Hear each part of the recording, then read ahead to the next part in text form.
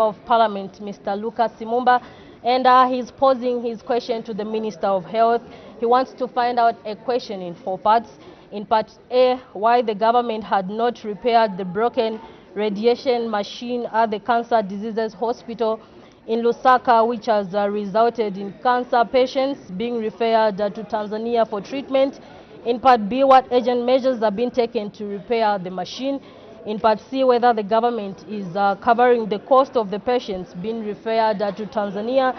And in D, he wants to find out, if so, what the cost of referring one patient is. The second question on the order paper, which is question number 125, will come from Chairman North Member of Parliament, Mr. Yota Mutayachalo.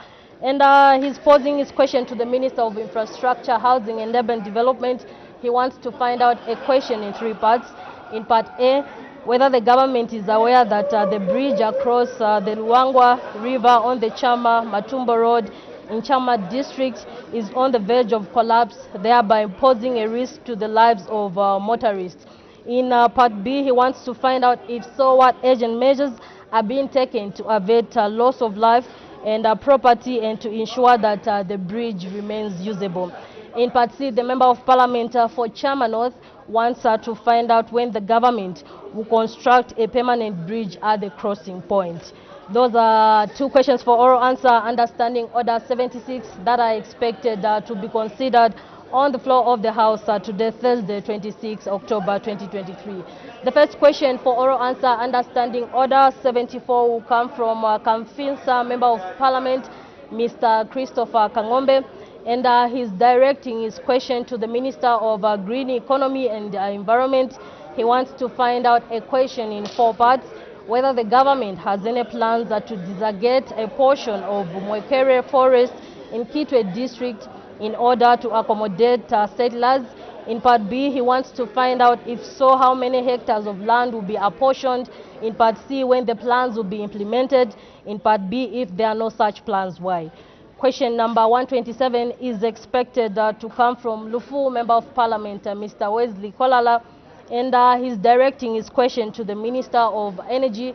He wants to find out a question in 2 parts, when Ngawe district will be connected to the national electricity grid, and in part B, what the cause of the delay in connecting the district is. The next question, which is question number 128, will come from Mangango Member of Parliament, Mr. Luhamba Mwene, and he's directing his question to the Minister of Defense. He wants to find out a question in 3 parts, whether the government has any plans to construct staff houses at Zambia National Service, Shawo in Mangango Parliamentary Constituency. And in part B of the question, he wants to find out, if so, when the plans will be implemented. And in part C of the question, he wants to find out, if there are no such plans, why. The next question, which is question number 129, is expected to come from Namwala Member of Parliament, Mr. Hebert Mapani, and he's directing his question to the Minister of Fisheries and Livestock. He wants to find out whether the government has any plans to construct deep tanks in Namwala district. In part B, he wants to find out, if so, when the plans will be implemented. And in part C, he wants to find out how many deep tanks are earmarked for construction in 2023. And in part D, he wants to find out what the estimated cost of constructing each deep tank is. And in part E, he wants to find out if there are no such plans, why. And so those are 4 questions for oral answer, understanding Order 74, that are expected to be considered on the floor of the House today, Thursday, 26 October 2023. Anytime from now, we'll be seeing, there you have it on your screen, is Madam Speaker's procession making its way to the chamber. Keep watching Parliament Television. Good afternoon. Honorable members of Parliament, Madam Speaker.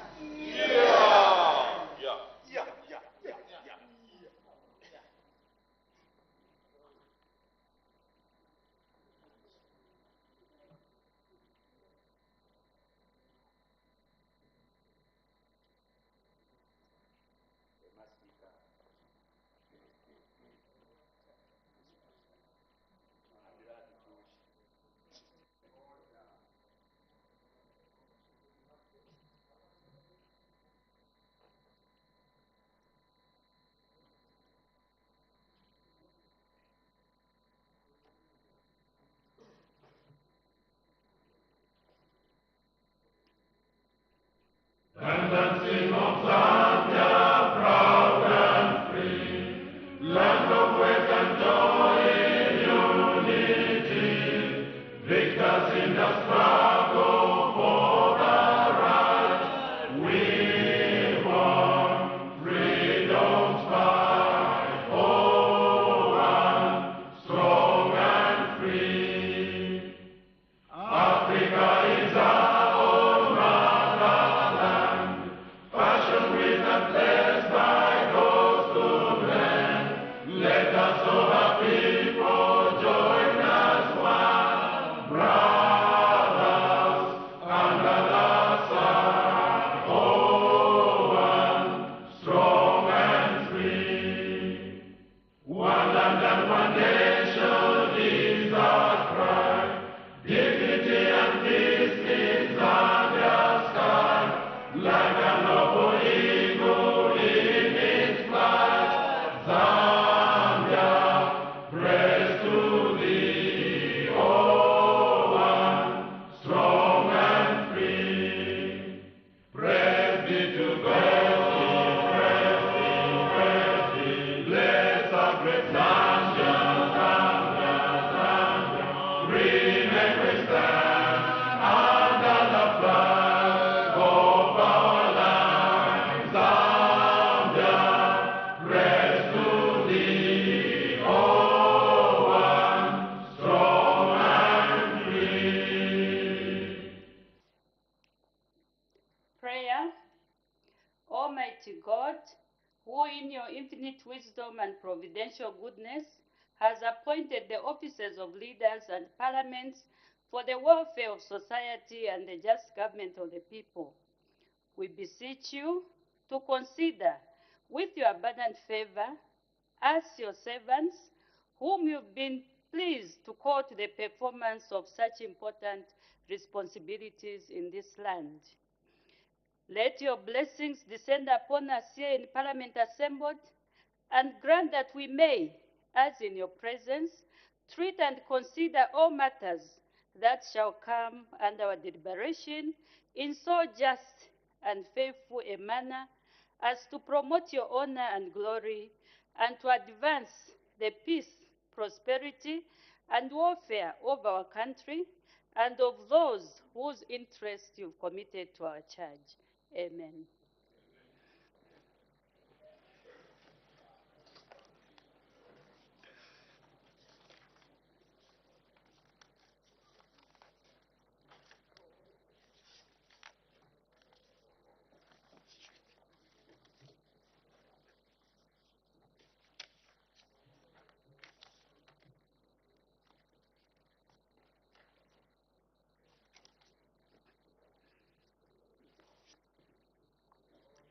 Honorable members, I wish to recognize the presence in the public gallery of pupils as well as teachers from Litera School, Chilanga District, and Shalom School, Lusaka District. On behalf of the National Assembly of Zambia, I warmly welcome our visitors in our midst. I thank you.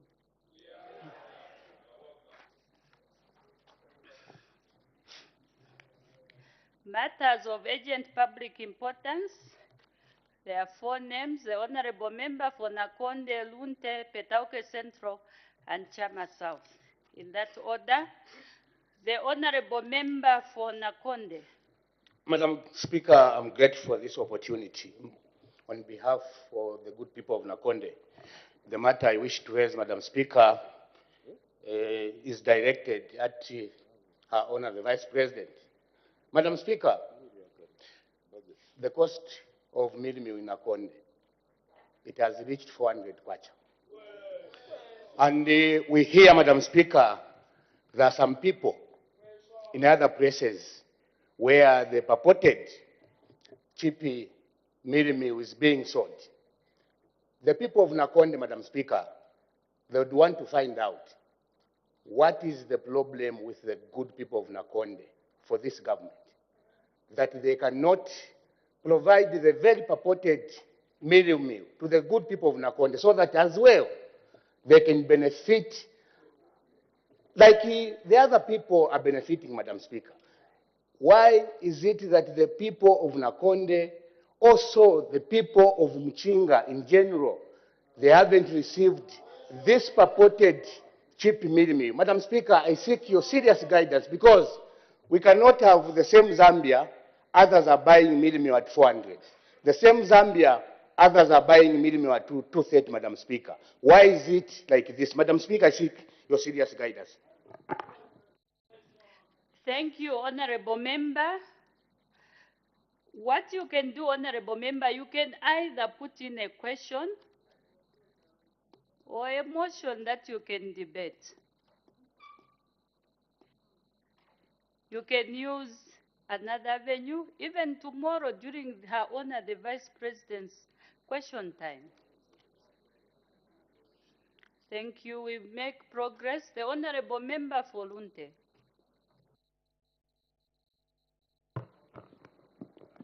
Madam Speaker, thank you so much for according me this opportunity to raise a matter of urgent public importance on Her Honor the Vice President, Mrs. W.K. Mutarena Lumango.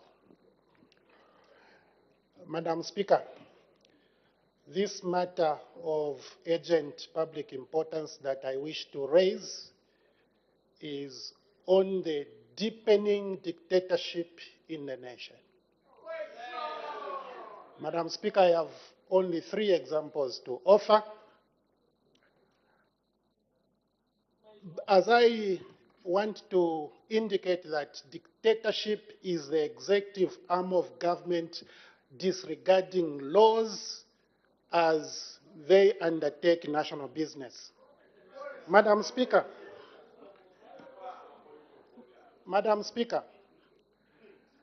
the UPND government has sustained, and as we speak now, have sustained illegal audits. As I speak now, the UPND government is disregarding court orders. Honorable Member, matters of urgent public importance are supposed to be stated and not debated. Yes. Because now what you are doing, you are almost like you are debating the matter. We are interested for you to state the matter. And that I'm sure is supposed to be in summary form, rather than debating the matter. Thank you, Madam. I don't know if I took even 2 minutes, but that was less than 2 minutes. And I promise I'll take less than 2 minutes again. No, but you get the concept. It's not debating, but stating the matter. You can go ahead. I did state, for the avoidance of doubt, that dictatorship is a government acting outside laws. And I was giving examples where the government has acted outside of laws, thereby denoting that there is a growing dictatorship in our republic. Madam Speaker, my final example. You may have observed how Sean Tembo's gate was ransacked by the police. Correct. What is your matter, Honorable Member? Madam Speaker. What is the matter? The matter is, I seek your indulgence in Her Honor addressing this matter because our country is at the verge of collapse because of dictatorship. I seek your indulgence, Madam Speaker. Thank you, Honorable Member. For me, really, this is not an urgent matter. You should have found another way of bringing that issue to the attention of Our Honor the Vice President. Because now you've brought out 2 issues, the deepening dictatorship, and then the other issue is talking about Sean Tembo. They are different altogether. You are supposed to bring one matter to the House. Moreover, like I mentioned, this is not an urgent matter of public importance. You can find another avenue or another way so that it reaches to Our Honor the Vice President. Thank you. The Honorable Member for Petauke Central. Thank you, Madam Speaker, for giving the good people of Petauke this opportunity to raise the matter of urgent public importance. Madam Speaker, the matter is directed to the Minister of Health. Madam Speaker, the people in the constituency, they chose the Member of Parliament to represent them and also to protect them. Wait, you have got your constituency. The honorable member will focus on the matter. Don't involve others. You may continue. Thank you, Madam Speaker. Madam Speaker, the people in my constituency, yeah.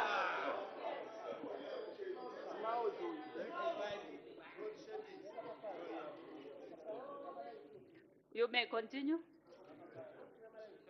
Madam Speaker, the people in my constituency, Petauke Central constituency, because of maternal death, everyone is more than 5 babies are dying in Petauke, being killed. Madam Speaker, is the Minister of Health.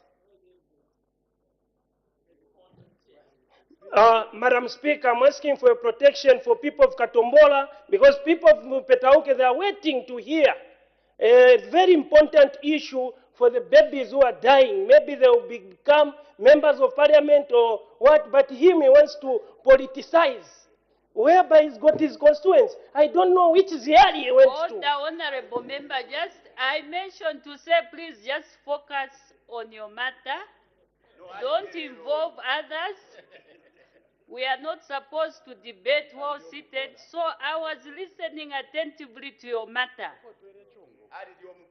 Thank you, honorable member for Nkana, please. We are not supposed to be shouting. Thank you, Madam Speaker, for your protection. Madam Speaker, is the Minister of Health in order to let the management of the Petauke District Hospital, especially DHD, who is in charge, to let the babies be dying every day, more than 5 per day, and the statistics are there. And even the mothers who are waiting, they are sleeping outside. And the DHD, she's also a mother who knows how important it is. They are sleeping outside, Madam Speaker. And I'm asking the minister also to come and address the people because I can't allow it, Madam Speaker. I seek your indulgence. Thank you. Thank you, honorable member. I was trying to follow you. Whether it's child mortality or maternal mortality of babies, I don't know. But maybe the honorable minister, are you able to comment on the babies that are dying in Petauke, or you come later? Okay. The honorable minister will come later to make a statement, a ministerial statement, next week on Thursday. Thank you. The honorable member for Chama South.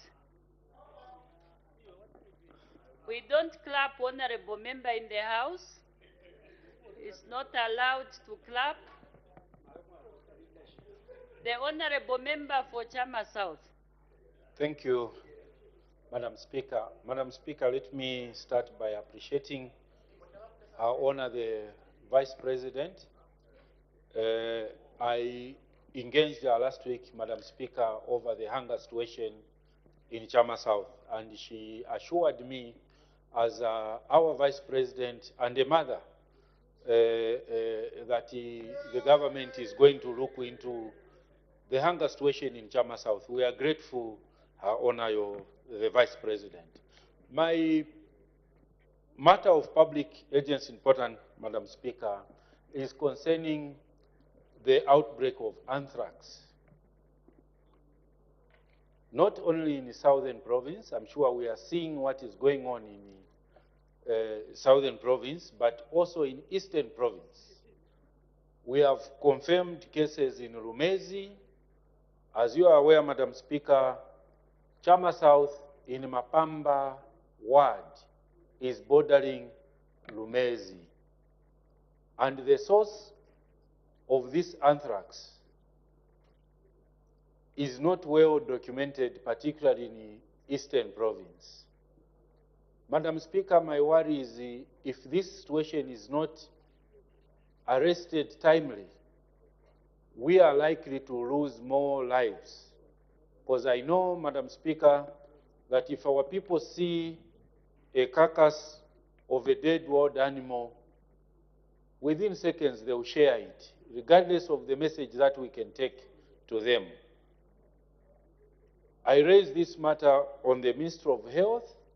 What plans have been put in place, Honorable Minister, to ensure that there is dissemination of information, particularly in these newly discovered infested areas in Eastern Province, Rumezi, and part of Chama South, where animals, I know also human beings, have been reported to have been infected by this very dangerous disease. Madam Speaker, I seek your serious guidance. Honorable Member, just for clarity, are there people that have been infected? Because we are looking at Ministry of Health and Ministry of Livestock and Fisheries. Do we have people that are infected? In Rumez, I said yes, there are confirmed cases of anthrax infection. Yes, human beings, that's what I'm saying, I'm confirming. I'm sure the minister has that information. Okay. Though this issue was being addressed yesterday for the constituencies in Southern Province, I don't know whether, that's why I was asking to say this is an issue that is better tackled by the Minister of Fisheries. I don't know whether he's around. If he's not around, I don't know the Honorable, oh, yes. The Honorable Minister of Fisheries, what is your comment on the outbreak of anthrax in Eastern Province? Are you able to comment now or maybe come back later? Madam Speaker, I think even yesterday I had a question concerning the anthrax, and we assured honorable members of parliament that we are on the ground in relation to the district that we have received the reports, and I also assured the House that we are working as a team, Ministry of Health, Ministry of Tourism, to make sure that we respond to these outbreaks that we are getting from these districts. And also, I want to assure the honorable member, yes, indeed, by today we have gotten reports concerning Rumezi, and we have already instructed our frontline staff to go and verify over the outbreak of anthrax. And indeed, as a government, we are going to move in as soon as we verify to vaccinate all our animals in that area. I thank you, Madam Speaker. Thank you so much. We make progress. Are those indications to ask questions? The Honorable Member for Pambashi. Thank you so much, Madam Speaker. Madam Speaker, yesterday the minister did labor to answer on the outbreak of the anthrax in southern now.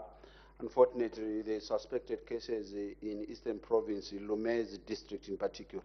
Minister, Lumezi,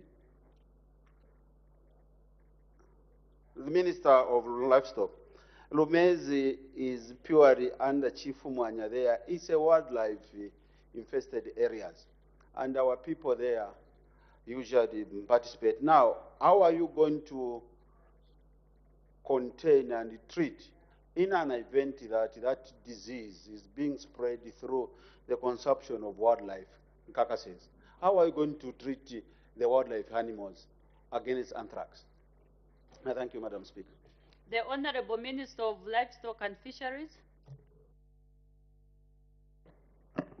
Madam Speaker, I have stated that in combating this disease, anthrax, we are not responding to this outbreak as a single ministry. This is where I've mentioned that we are collaborating with the Minister of Tourism, who are experts in terms of wildlife issues. And I am in charge of domestic animals. Then when it comes to human being diseases, that's why the Ministry of Health is there. So together, as we put our heads together, we'll be able to respond to those challenges that you are mentioning. As we are talking now, Honorable Member, we are collaborating with the Minister of Tourism, who is in charge of these wild animals. I thank you, Madam Speaker. Thank you. I'll get the last two. The Honorable Member for Nalolo. Thank you very much, Madam Speaker. Honorable Minister, there seems to be no pattern on the spread of anthrax. It was in southern, now it's eastern. We won't be shocked if it's now, it will soon be western, because there's a lot of cross-border movement of animals from Angola, Namibia. Now, have you set up surveillance points for this before it gets too late? Thank you very much, Madam Speaker. The Honorable Minister of Livestock and Fisheries. Thank you, Madam Speaker, and thank you, Honorable Member. First of all, I want to mention that the outbreak of anthrax normally happens this period when the grazing pastures are not available for our animals. So the spores, yesterday I was mentioning about the spores that can be in the soil for a longer period. And when our animals start grazing, they get affected from the bacteria. Now, what is that we are doing to make sure that this disease does not spread? This is where we are coming out with a lot of so many measures. The first one is massive vaccination. So we are making sure that the movement of animals from one district to another is seriously put under measures that we have put as a ministry. And secondly, also we are trying to give information to our farmers to understand what they are supposed to do at a farm level. Also, that's why I'm even calling people like you, members of parliament, who are representing our good people in our different constituencies, to give information to our people, to help us spread information to our people to do the right thing. And also, we are making sure that we make available of these vaccines to our extension officers to respond to issues like the one they have just mentioned in Lumezi. I thank you, Madam Speaker. The Honorable Member for Kasenengwa. Thank you, Madam Speaker. Honorable Minister, I await that information, one as a farmer, two as a member of parliament, so I can also disseminate to my people in the constituency and also educate people at my farm, because I don't have the information that we are talking about that farmers are supposed to receive. Secondly, my question now, Honorable Minister, right now we have all these butcheries in markets and other places who sell meat willy-nilly. I've never seen at any single time this last week that inspectors have gone. I can even give an example where people have gone to test that meat, check it if it's really good for consumption, if it's anthrax free. Since yesterday and today, I've even failed to take beef. What measures have you put in place so that those who are selling beef at Kabata Market, in Chirenje, in Charleston, in Kabanana, at Mwana Mainda, are selling meat which is anthrax free? What measures have you taken? Thank you, Madam Speaker. The Honorable Minister of Livestock and Fisheries.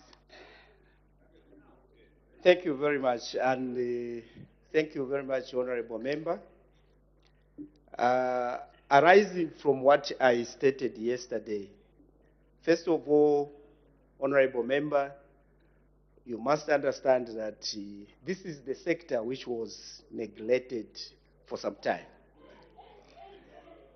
Because Order, honorable members, order. I'm sure even the honorable member who is surprised, he knows that when it comes to budget allocation, that ministry has suffered a lot. It's not your making, but it's the budget allocation. You must understand these are very serious issues the honorable members are raising. In terms of budget allocation, this is the ministry which has been suffering. So for us, yes, for us to respond to all those issues that you are raising, honorable member, it's one we are looking at a long-term. Order, honorable members. I'm trying to get the response from the minister. I'm hearing so many points of order. Let him just finish his sentence, then just indicate. I'll be able to notice you. Just indicate. The honorable minister, just finish your sentence so that I don't lose what you were talking about. Thank you, honorable Madam Speaker. What I was saying is, first of all, we are putting measures in form of long-term measures, whereby we need to increase our human resource by providing our extension officers, inspectors, they need to be there, whereby we are able to send to monitor all our butchery outlets. That's one way we can respond to that concern. And that concern is very, very true. People now have started getting scared even to consume this meat because the way we are managing our system. So we are in the right track to make sure that all our outlets are managed. And also we want to encourage you, honorable member, that we have to make sure that all our outlets that are selling beef have certificates that have been cleared by our experts. So we shouldn't go to outlets that don't have these certificates which have been cleared by our expert. Also, in addition to that, honorable member, in the new... Order, honorable minister. There is an indication for a point of order. The honorable member from Pika, what is your point of order? I'm grateful, Madam Speaker. Madam Speaker, I rise on a point of order pursuant to Standing Order number 65. The Honorable Minister of Livestock and Fisheries has been a minister for 2 years, 3 months now. And the Zambian people have been expecting good service delivery from his ministry as it were. Is in order, therefore, Madam Speaker, for him to continue coming to the floor of this House with lamentations instead of solutions. He is lamenting that in his ministry had suffered under finance in the past. We are not here, Madam Speaker, to discuss the past. Is in order, Madam Speaker, to come here, to come and offer lamentations to the Zambian people instead of solutions. Madam Speaker, is in order. I seek your very serious ruling. Otherwise, he should join Mausam. Honorable member, can you please withdraw the last statement? I withdraw, Madam Speaker. Is in order for him to continue offering the Zambian people lamentations instead of solutions. We are fast approaching 2026. Order, honorable member, you may take your seat. This point of order was actually not cited. And moreover, honorable member, what the minister responds to, it comes from his ministry. We cannot argue because he's the one who is running the ministry. So as far as we are concerned, the honorable minister gets information from his ministry and bring it and share with the House. So I cannot argue further unless if the honorable member from Pika has got proof. So, Honorable Member, your point of order actually was misplaced. It's not admissible, it's not cited, and then there's no proof.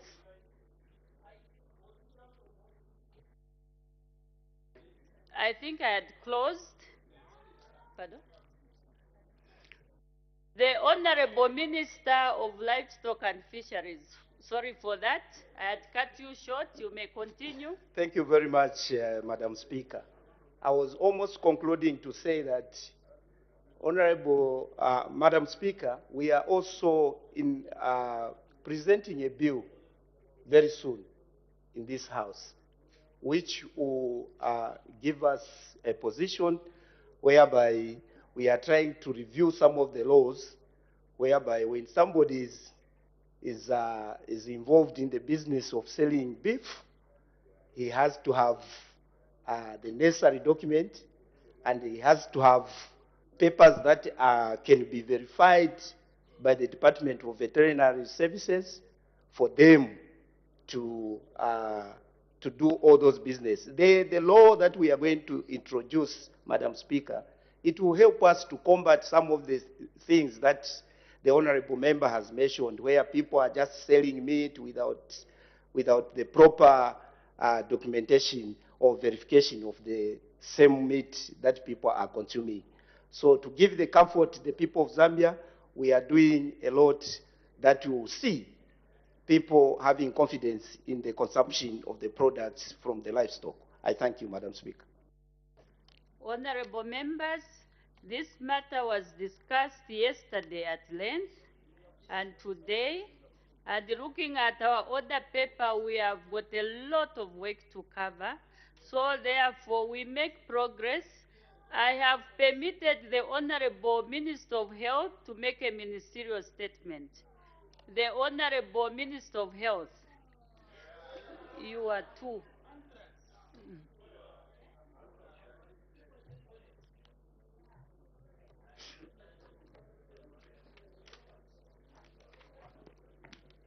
Thank you, Madam Speaker. Madam Speaker, may I take this occasion to thank you for according me the opportunity to update this August House and the general public on the cholera situation in the country. The House may wish to recall that on Thursday, 19th of October 2023, during the matter of urgent public importance segment, the Honorable Madam First Deputy Speaker directed that I issue a ministerial statement on the outbreak of cholera in the country. The directive followed a matter of urgent public importance raised by Mr. Anthony Mumba, the Member of Parliament for Katanshi Parliamentary Constituency. Madam Speaker, the House may wish to note that currently, government through the Ministry of Health is responding to outbreaks of cholera in Lusaka and Nsumbu districts of Zambia. Furthermore, the multi-sectoral response teams are putting in place various measures to avoid further re-country spread, as well as importation of cholera from neighboring countries, some of which are currently experiencing outbreaks. Madam Speaker, allow me to remind this August House that the New Dawn administration, through the leadership of His Excellency Mr. Hakainde Hichilema, the President of the Republic of Zambia, attaches great importance to securing the health of the nation.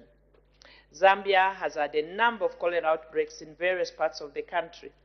This year, that is first in Eastern Province, specifically in Vubwi, Chipata, and Chipangali districts, if you recall, between January and April of 2023, which affected a total of 146 people with 4 deaths. Secondly, it was in Wapula Province, again this year, early this year, between April and June of 2023, which affected a cumulative 186 people with 5 deaths.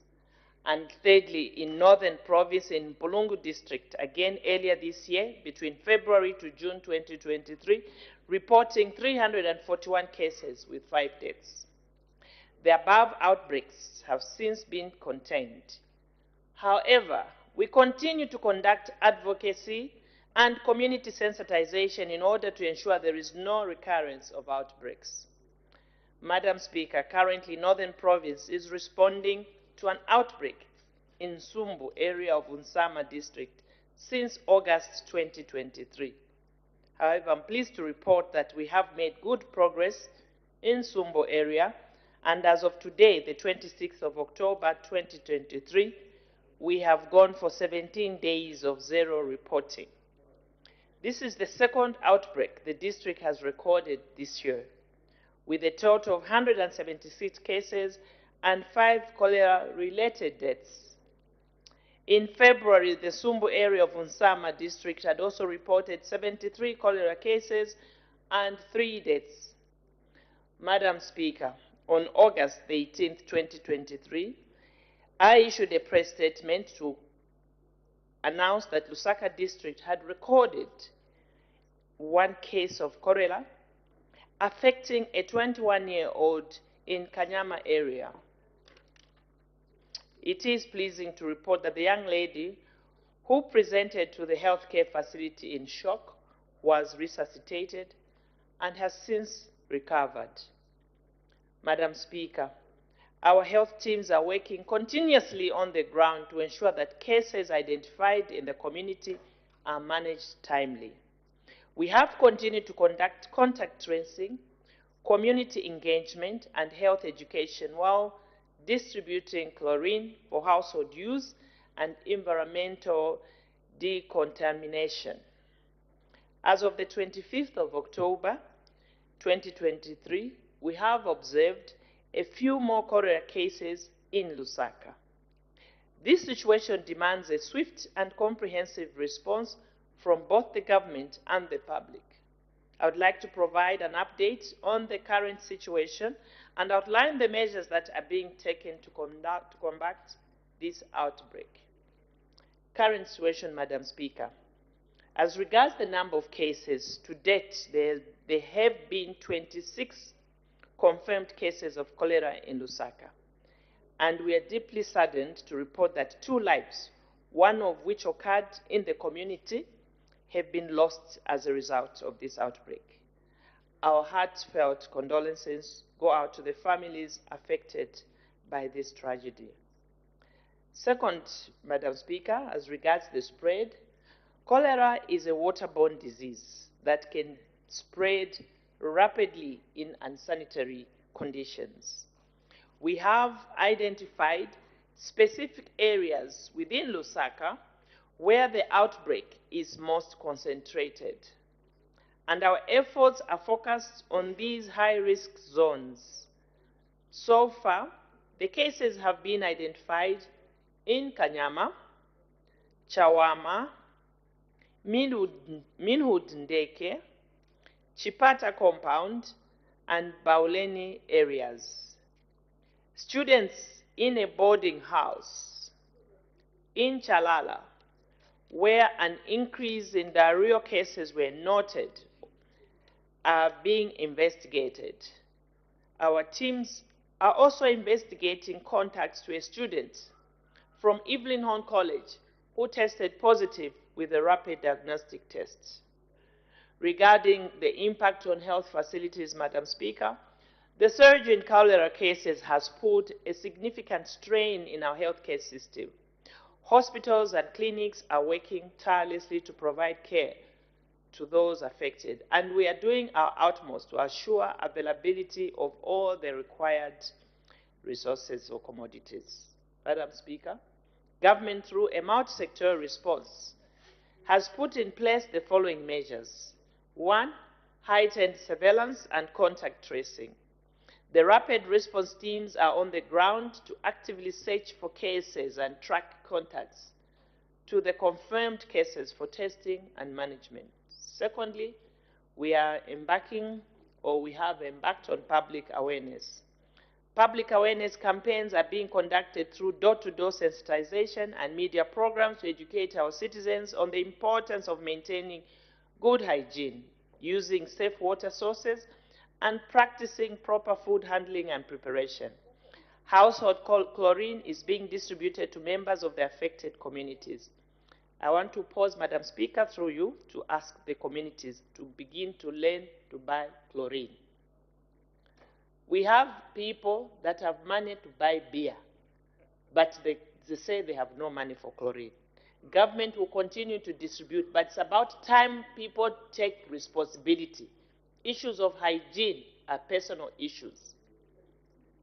Sanitation measures, Madam Speaker. We have intensified sanitation efforts in affected areas, including the regular cleaning of public places, correct disposal of waste, and ensuring access to clean drinking water. We continue to ask the community to ensure that water that they drink must be safe, either by chlorinating it or by boiling it if you don't have the chlorinators. Medical services. Madam Speaker, we are increasing the availability of medical services and supplies in the affected areas.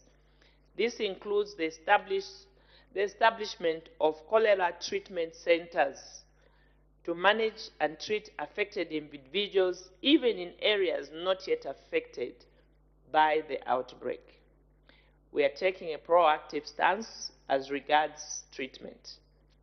On collaboration, Madam Speaker, we are working closely with the local authorities, non-government organizations, and international partners to enhance our response efforts. Madam Speaker, the provincial and district epidemic preparedness, prevention, control, and management committees and the respective emergency operations centers across the country have been activated to enhance better coordination for the preparedness and response to any potential cholera outbreak. And Madam Speaker, you recall that this preparedness is at the highest level, chaired by none other than our honor, the Vice Presidents, when the need becomes urgent. For now, we have activated all the district preparedness and prevention committees and the provincial and the ministerial, and of course the national one under her honor, the Vice President, is forever ready. Capacity building, Madam Speaker, and cholera preparedness and response for all our frontline health workers in all the districts in the country are being activated. Our teams on the ground are well prepared to detect, confirm, and respond to suspected or to any suspected case of cholera in a timely and efficient manner. You will note that we are not panicking this time because our teams throughout the country now are learning to get prepared for these epidemics. Thanks to the Office of the Vice President, thanks to the able, efficient organization, the Zambia National Public Health Institute, that has become mature in this work of preparedness. Madam Speaker, the risk factors in our country remain the same. What is causing cholera?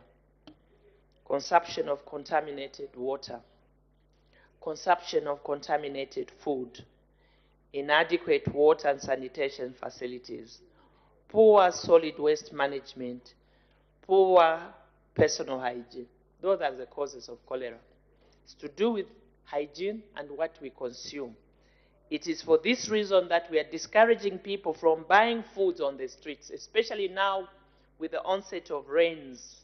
Let us take personal hygiene issues personal, issues of health personal. May I reiterate, Madam Speaker, that the supply of clean and safely managed water as well as adequate sanitation facilities remains key in prevention of cholera and other diarrheal disease if we are to achieve our long-term goal of cholera elimination by 2025. And in this regard, I wish to call upon colleagues under the various ministries of education, Ministry of especially local government, and the councils to help us in this regard. Madam Speaker, as I conclude, allow me to remind members of this august House, and through them the people in their constituencies, that cholera can be prevented. Let us ensure to employ the following measures. 1, boiling or chlorinating water. We urge all our citizens to boil water before drinking it, or cooking with it to ensure that it is safe. Alternatively, persons can add chlorine to their drinking water. Secondly, hand hygiene. Frequent hand washing with soap and water before and after eating, as well as after using a toilet, is essential in preventing cholera. 3, food security. Proper food handling and preparations are critical to prevent contamination. We urge everyone to avoid buying and eating food from the streets. Leftover food must be well covered and reheated at time of eating. Lastly, not the least, avoid large gatherings, including funerals in high-risk areas. The burial of all persons who are dead from cholera should be managed by the state through Ministry of Health and Ministry of Local Government. Madam Speaker, the government led by the Global Cholera Ambassador, none other than His Excellency Mr. Hakainde Hichilema, remains fully committed to containing and ultimately eliminating this cholera outbreak. We understand the grave impact it has had on the lives and the well-being of our citizens, and we are doing everything within our power to address the situation. My clarion call goes to all people in Zambia to take personal responsibility in maintaining good hygiene and adhering to the preventive measures we have outlined. The government, with the support of our citizens, will work tirelessly to overcome this crisis and ensure the health and safety of our people. Madam Speaker, thank you for your attention. Thank you. Honorable members are now free to ask questions on points of clarification on the ministerial statement given by the Honorable Minister of Health. The Honorable Member for Kwacha. Thank you, Madam Speaker, for allowing me, on behalf of the people of Kwacha, to ask a follow-up question to the Minister of Health. Honorable Minister, we continue to witness street vending, not only in Lusaka, but also throughout the country. Copper Belt also, especially in Kitwe. As a result of street vending, a lot of refuse is actually generated. And this is a conducive, it creates a conducive atmosphere for the spread of this very, very serious illness.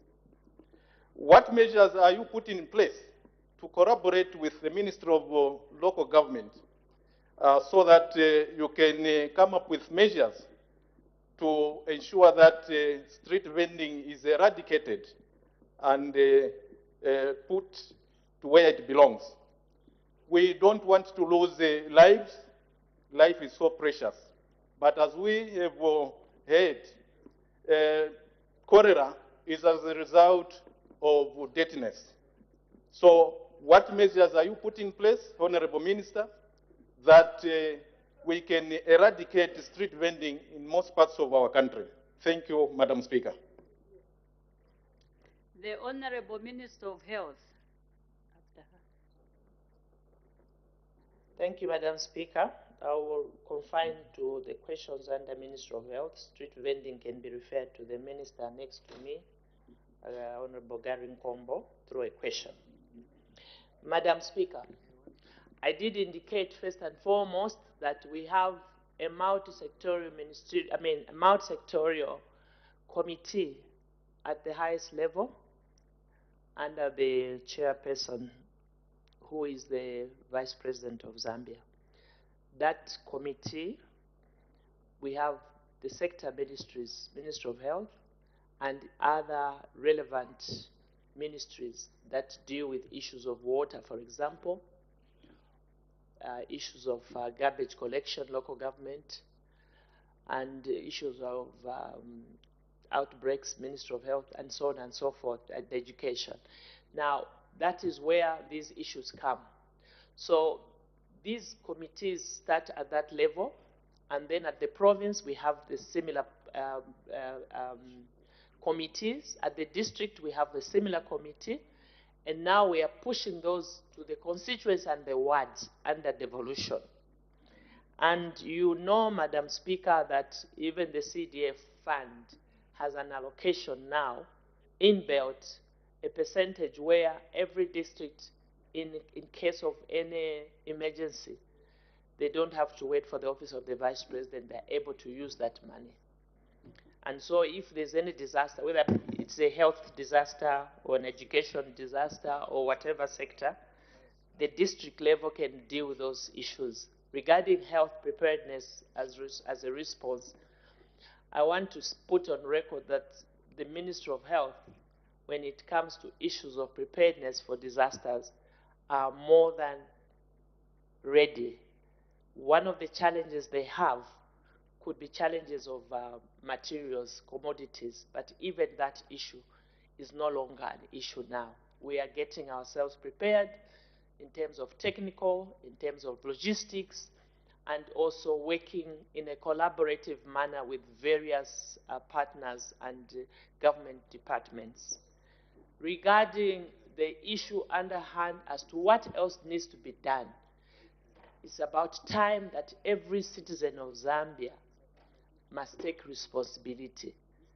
If I'm a housewife or I'm a mother in a home, I should boil the water and ensure that every member of the household are drinking water that is boiled, that is clean. If you don't want to boil, you don't have the time to boil, buy chlorine. We are doing everything possible as government. We are distributing chlorine. We also have partners, we have business houses that are donating chlorine, and we are distributing it in hotspots. But I've said, Madam Speaker, don't wait for government to give you chlorine. Chlorine is only 3 kwacha, it's only 5 kwacha. We can afford. And let's leave the donations to those that cannot afford. And those are elderly women, mothers, but otherwise, many of us can afford to buy chlorine 3 kwacha. The other issue, Madam Speaker, related to cholera, is when somebody dies of cholera, people must not go and attend and gather a funeral where somebody has died of cholera. It's very contagious and it spreads very quickly. So avoid such funerals and do not be responsible for burying a body that has died as a result of cholera. That should be done by the government. That is our guidance. Also, handshakes. In areas, especially where there's cholera, avoid handshakes. I know we like, as Zambians, we love to greet each other, but I think let us change our style of greeting. There are many forms of greetings. We don't have to continuously greet each other in funerals and so on and so forth. So really, the issue of street vending, you know how much the Minister of Local Government and government in general have worked to try and get street vending from the streets because of the dangers. And thanks to those that support, but it's an appeal to those that criticize. These are the results of some of the things that happen. And when government tries to say, let's not do this, people jump and politicize the issue. We've got to be careful. At the moment, we are containing the situation. But this situation can get out of hands if we are not careful. And we make noise because we don't want it to get out of hands. So thank you very much, Madam Speaker. Thank you. Before we go to the next member, there is an indication for a point of order. The Honorable Member for Pambashe, what is your point of order? Thank you, Madam Speaker. My point of order is in relation to Standing Order number 131, 7A, and Standing Order number 2022 on this House, Madam Speaker. Madam Speaker, I quote the Standing Order 7 states, a point of order shall be related to the interpretation and enforcement of law on the privilege of members or the procedure or practice regulating the business of the House. Mine, it is on the privilege of the members, Madam Speaker. Madam Speaker, again, on the Standing Order number 202, for it also talks about the privileges of members. Madam Speaker, the Patriotic Front Party that sponsored me here as a Member of Parliament has given me the responsibility to stand in as a leader of the opposition in the absence of Honorable Mundubire, who is not here. Madam Speaker. Order, honorable members. What is the point of order? Yes, Madam Speaker. The Constitution of the Republic of Zambia, Article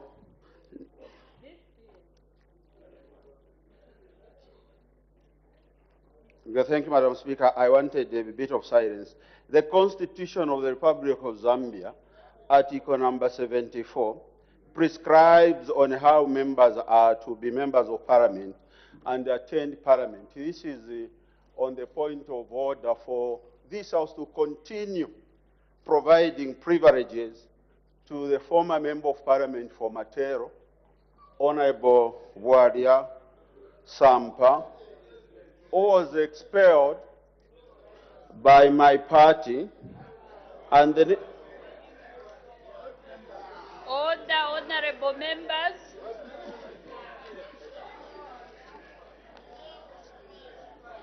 Order, honorable members. We want to listen to the point of order. We want to understand the point of order. Please give him chance.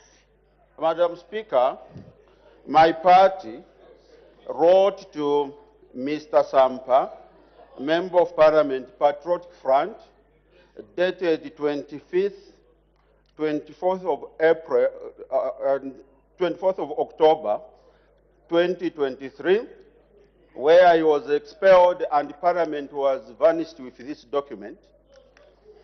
Madam Speaker, the following, my party went to court and obtained an injunction, and I want to quote from the injunction. Honorable member. Order, honorable member. I think you are complicating your point of order because you are bringing in other issues. Can you please just go straight to the point of order? Thank you, Madam Speaker. Is this House in order to continue giving privileges to expelled Member of Parliament for Matero, whose expulsion has been confirmed by the courts of law, and to this date? Order, honorable members.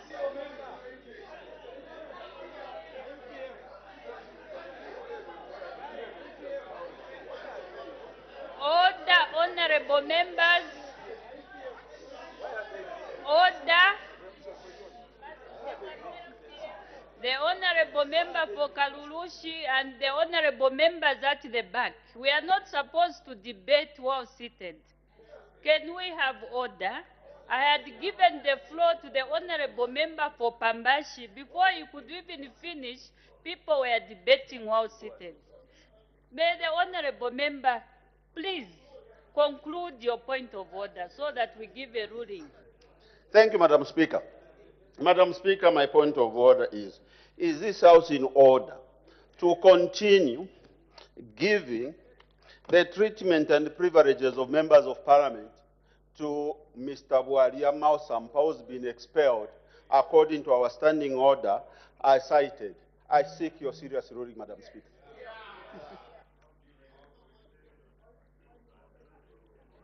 Honorable members, we are behind time. I'm going to reserve my ruling and come back at a later stage to give the ruling. So we make progress. And honorable members, please let us try to be specific with the questions so that the honorable minister does not give a lot of explanation, so that we allow as many members as possible to ask questions. Let us try to be specific so that we get specific answers. The honorable member for Bwana Mukubwa. Thank you, Madam Speaker. And I will not debate the ministerial statement. Thank you, Minister, for the answers you are providing. I just wanted to find out from your ministry if you've come up with surveillance centers to ensure that the contact tracing, which is being done by the ministry, you quickly get to people who were in contact with those our colleagues who are affected by the outbreak of cholera. I thank you, Madam Speaker. The Honorable Minister of Health.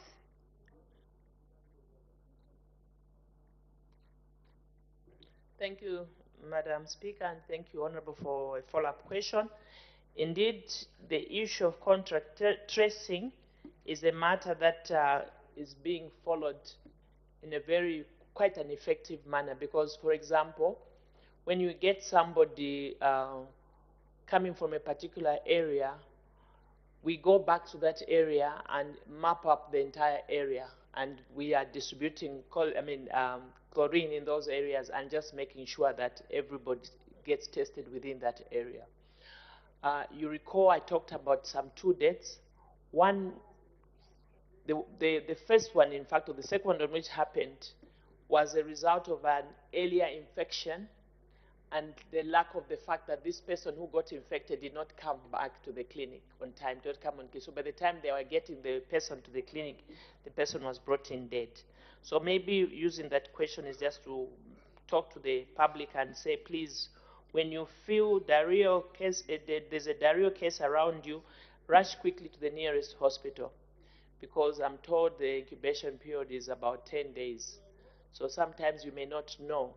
So it's important that people get the information and react quickly by getting to the nearest clinic. Thank you. The Honorable Member for Kamfinsa. Madam Speaker, thank you for the opportunity to ask the Minister of Health a follow-up question. Minister of Health, you are aware that we've got quite a number of unplanned settlements in Zambia. Kitwe, Lusaka, the major cities have witnessed an influx of people who have been building in unplanned areas. And obviously, that creates a challenge of sanitation because we do not have piped water in most of these unplanned settlements.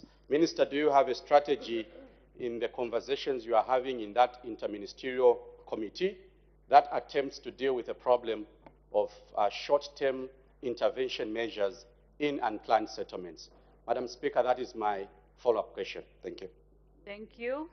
The Honorable Minister of Health. Thank you, Madam Speaker, and thank you for that follow-up question. I think the emphasis really is on water that one is drinking and the type of sanitation conditions that one has and issues of personal hygiene, ensuring that your hands are washed before eating, after eating, and after using the toilet. Where we have no water, this is where Ministry of Water, the Department of Water and the Ministry of Water comes in to provide water. And currently what is happening is that the water company, for example, here in Lusaka, does from time to time take bowsers of water in areas where we see there's no water. Those are kind of some of the things we're doing. And where there is need, even sinking of boreholes, but we are not sinking boreholes in areas like Kanyama or Kanyama or Matero, because that would not work.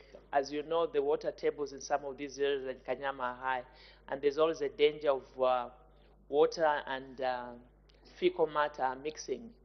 So we avoid that. So the water company is helping to ensure that water is distributed to areas where there's no water. But this brings us back, these are short-term measures, especially during this time when we are going to experience floods of water and so on and so forth, that the government, through the various departments, will move in and assist. Issues of garbage collection, again, those are issues under local authorities and the Ministry of Local Government. Again, those are areas, again, where we appeal to the people working in the markets, we appeal to the people working in bus stations, in public places and households to keep their surroundings clean, to dispose their waste in a manner that doesn't spread the disease. Really, the finality of this issue is about individuals, Zambians themselves, individual citizens, to make sure that they look after themselves, they look after their families. Thank you. There is a point of order, an indication for a point of order. The Honorable Member for Luena, what is your point of order? Thank you very much, Madam Speaker. It's not my desire to disturb the flow of the debate, but I rise on a point of order which is of a constitutional nature. Madam Speaker, Article 74, Sub-Article 2 of the Constitution enjoins the biggest opposition party to have the privilege of having a leader of the opposition appointed or elected from among themselves. And by convention and practice, Madam Speaker, this would normally be guided by the leadership of the said opposition party. In our case, the leadership of the Patriotic Front, which is Honorable Miles Sampa, as per the recent convention, recently appointed and communicated to the House that Honorable Christopher Chavinga, Member of Parliament for Mafinga, will be the new leader of the opposition. The members, Madam Speaker, on your left, in order to disregard the guidance from their president and continue to allow Honorable Munduvire to operate and act as a leader of the opposition, when the guidance from the leadership of their party is very clear. I think you're serious ruling, Madam Speaker. Thank you. Order, honorable members. Order. My guide to the House would be that this matter is still in court. Why can't we wait for the ruling from the court and then see what happens? For now, it's very difficult to comment on this matter. It's actually in court. So we cannot proceed with this point of order. We make progress. The Honorable Member for Wacha. Order, honorable members. So thank you very much, Madam Speaker. Madam Speaker. Madam Speaker, the interest by UPND in Miles Sampa's case is very suspicious, Madam Speaker. Order. Very suspicious, Madam Speaker. Order. The Honorable Member for Kwacha, please take your seat. Please take your seat. Honorable members, we have a very serious matter that is being discussed on the floor of this House. I see no reason why we should now start to politicking. It is not necessary, honorable members. People are waiting to hear the measures that the government are putting in place to fight the cholera disease. Now we are bringing in issues that are not connected to the matter that is being discussed on the floor of the House. I would urge members, if you don't have a question related to cholera, please don't even indicate, so that we allow so many people who want to ask questions to the Minister of Health. Honorable Member for Wacha, do you have a question for the Minister on the matter yes, of Madam cholera? Speaker, I have a question. Minister, thank you very much for the statement. 26 cases of cholera confirmed cases and 2 deaths. That's very, very serious, Madam Speaker. And Minister, in your statement, you indicated that the government, through your ministry, is distributing chlorine to affected areas. Honorable Minister, may I know, and the people of Wacha Parliamentary Constituency and the country at large, the quantities of chlorine you have distributed as government so far to the affected areas. Thank you, Madam Speaker. Thank you. The Honorable Minister of Health. Madam Speaker, thank you, and thank you, Honorable, for a follow-up question. I think that question would require further reference back to know the quantities. Thank you. Thank you. The Honorable Member for Lundazi. Thank you, Madam Speaker, for giving a chance to the people of Lundazi to ask a follow-up question to the Minister of Health. Honorable Minister, we live in a country where there are porous borders. Some of the diseases, especially for me, who is coming from Lundazi constituency, will always come through in areas like Malawi, Tanzania, and the other places, and they are usually very porous. The question that I have for you, Honorable Minister, looking at the numbers which have been reported, I would want to find out what measures have you put in place to ensure that we do not import some of the diseases, especially from our neighbors in Malawi. I submit. The Honorable Minister of Health. Thank you, Madam Speaker, and thank you, Honorable, for a very important question.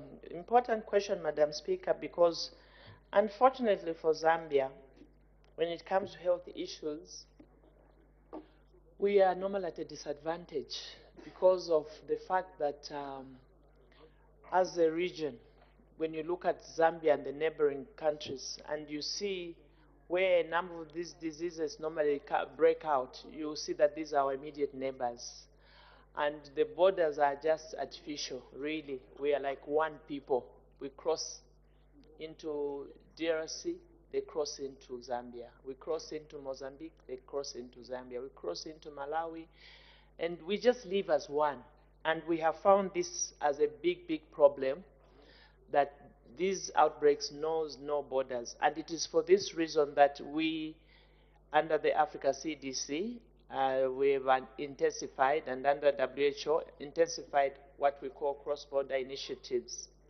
And Zambia and Malawi and Zambia and Mozambique have this relationship of working together whenever there is a reported case. What we are trying to do now is not to work together only when there's a case. We want this to be a perennial or a yearly issue, because we know that as nations we still have areas with a problem of shortages of water, we still have sanitation issues, we still have hygiene issues as a continent, and therefore we want this to be part of our everyday work. One, improving water supply, and this is why the President increased CDF funds. Why? So that communities at the district level can improve on the problem of water supply, because we know that the biggest problem is the quality of water people are consuming. And you will note that this is being dealt. Sorry, just an announcement. We are adding 10 more minutes. You may continue, Honorable Minister. Thank you. So to just be specific, we have these inter-border committees wherein Zambia and Malawi at the Ministry of Health level in the ministries, under the provincial leadership in the province and the district health directors in the district, they're having joint meetings and also helping each other with sensitization, and when there's an outbreak, we also help with logistical support. But this issue is real, and we need to do more than what we are doing. Thank you, Honorable Member of Parliament, for bringing out the issue of the border outbreaks. Thank you. Okay. The Honorable Member for Sikongo. Thank you so much, Madam Speaker, for the opportunity accorded to the people of Congo to ask a follow-up question to the Minister of Health. Minister of Health, I think I would like to thank you for the quick response that you have made in trying to curb the spread of the disease. And indeed, prevention is better than cure. But I'm alive to the fact that cholera, there's a vaccine for cholera. So I wanted to find out, does this country have access to the cholera vaccine? Thank you. The Honorable Minister of Health. Thank you, Madam Speaker. Madam Speaker, you recall that last time when Zambia did conduct cholera vaccination, that is the time when you saw that we kind of controlled it. And for us as Minister of Health, we then realized that it does help if we vaccinate people against cholera. The vaccine is not easily available, but I'm pleased to report to you, Madam Speaker, that the last time I had His Excellency, the ambassador, the Chinese ambassador, I think last month, just before the President visited China, we had a conversation when he paid a courtesy call in my office, and he did indicate that China does have the vaccine. As government, we have since written to China officially through their embassy and he did say they could actually support us to see if they can support Zambia with cholera vaccines. And if we do get them, we shall be ensuring that we vaccinate our people against cholera because we believe that the vaccine does help prevent cholera. Thank you. The Honorable Member for Kasenengwa. Madam Speaker, thank you for the opportunity. Minister of Health,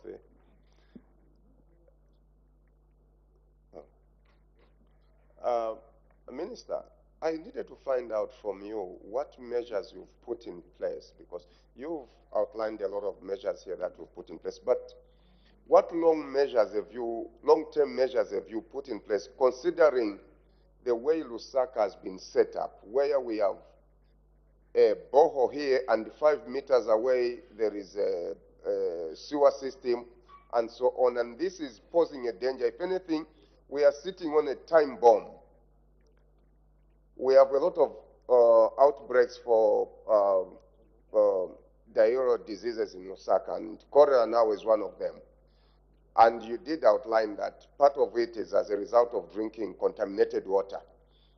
Maybe just for your interest, there was a situation in Minwood where people poured paraffin in a septic tank behind the house. 2 days later, they were drawing water from a borehole and it was smelling paraffin. Very dangerous situation. What long measures, as you interact ministry to ministry, are you putting in place to make sure that maybe we deal with this problem, which is a time bomb, especially in Lusaka? Thank you, Madam Speaker. The Honorable Minister of Health. Thank you, Madam Speaker, and thank you, Honorable, for a very important question. The issue of resettlements and planned resettlement is a big issue, partly falling under the Office of the Vice President. And that wing of government tries to resettle people in a proper manner. And then, of course, the Ministry of Local Government and Housing, which also has that responsibility to settle people. And, of course, members of parliament as elected leaders, councillors, councils, have that responsibility working with the Minister of Lands to ensure that people are settled properly. This is why His Excellency, at the center of all this, has been pushing for a government of laws, where we don't politicize issues. Whether you are PF, whether you are UPND, the law must be blind. And this is why you see we continuously talk about the issue of following the Local Government Act in terms of land alienation, construction of houses, management of bus station, management of markets. All these illegalities spring out of illegal arrangements. And if we can become a country of laws, a lot of these issues will not arise. We have continued to have these. You have people building on sewer lines, and when the Minister of Local Government goes and demolish, we have people politicizing the issues, and so on and so forth. So we need to work together as a country. And the starting point is that the law must be blind. Doesn't matter whether you're an elected leader, whether you're a president, whether you're a minister, whether you're a cadre, the law should apply equally to all of us. And I think that would be the starting point. The second point is that under the Ministry of Water, there was a law that when you are sinking a borehole, you must report yourself to WAMA. And the reason for that is basically to guide this drilling of boreholes. Madam Speaker, the way we drill boreholes in this country can also cause cholera. You know, because sometimes somebody is putting a borehole nearer to a septic tank and not understanding that below there is no boundary. There's always slippages. So you find that water in the sewerage can go to a borehole. And that's why it's important that we don't just sink boreholes anyhow and everywhere. And for Lusaka, for example, in places like Kanyama and Matero, this is why we discourage sinking of boreholes. Especially in Kanyama, the water table is so high that you just got 10 meters, 15 meters, water, there's a borehole. You can sink a borehole. So what are we doing? We are making sure that issues of sanitation gets improved. Again, the president has been pushing for sanitation, that let's ensure that schools, clinics, public places have quality sanitation. The problem with this country, we don't have good quality public sanitation. We need to do that. And even in ministries, some ministries, for example, you can't use their toilets, they're dirty. Markets, some toilets are unusable. So how can we talk of hygiene? As Zambians, let's look at these issues of sanitation. So long term is to ensure that we follow the laws. They are very clear. We have clear laws on how you build a house. People just build anyhow. And when you demolish, then they call you a devil. How have you demolished? So for me, the rule of law must be center stage. Thank you. Since you've mentioned Kanyama, the honorable member for Kanyama.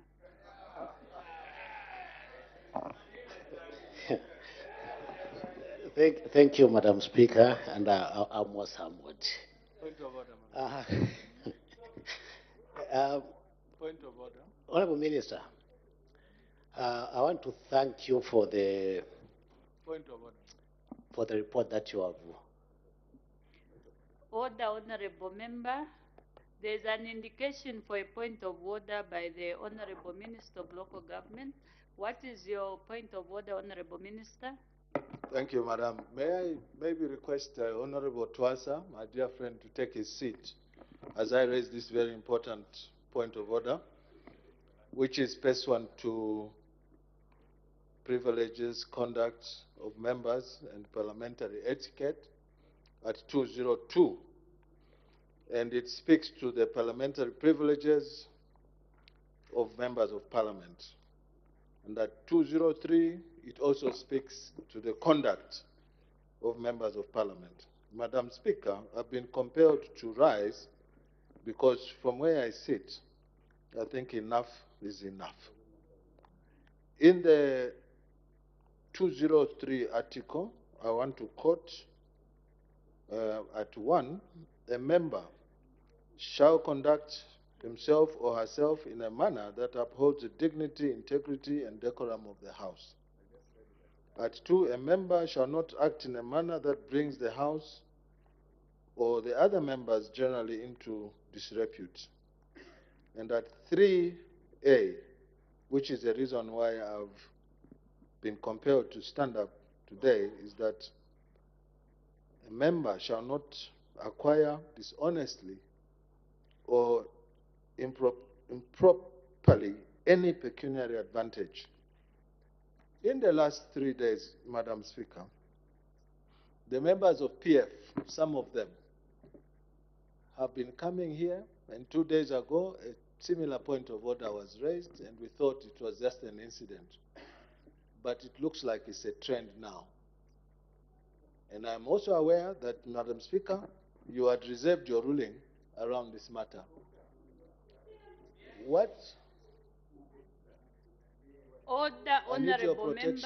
I need your protection. I don't see why there should be arms raised up.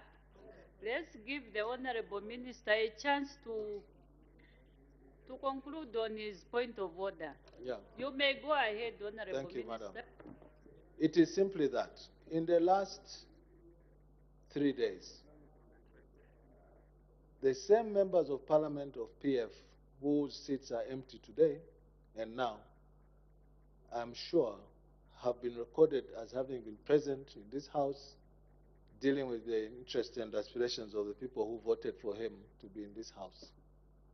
We do not know how long this will take, and we do not know what is causing this continuous behavior of just coming to register, earn money from government, from people's taxes, and walk out at will.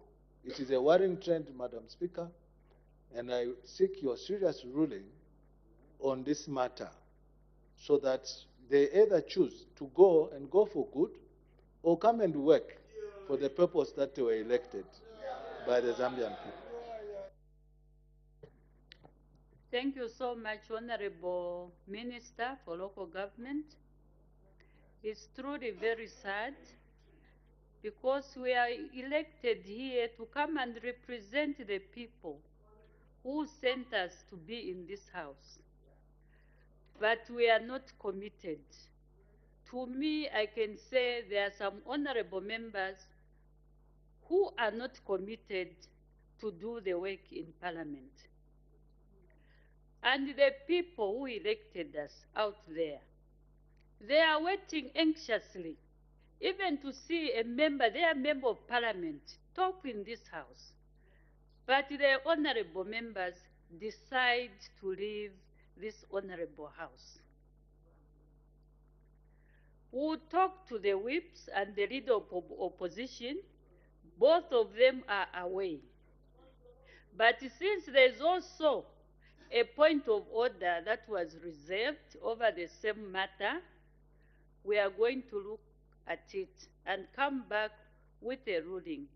But my guide, honorable members, let us be very fair to ourselves and to the people who sent us here. I'm sure they are not happy. And this is a season or a sitting where we are supposed to look at the budget that is supposed to cover the whole country.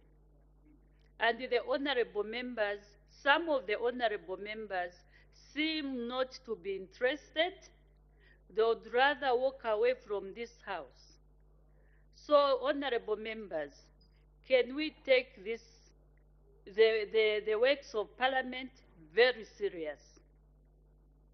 Otherwise, it will even affect your performance. The people are looking at what you are doing in Parliament. The years are also moving. Let us please take the work of Parliament, very serious. Thank you. We can make progress. The honorable member for Kanyama was on the floor.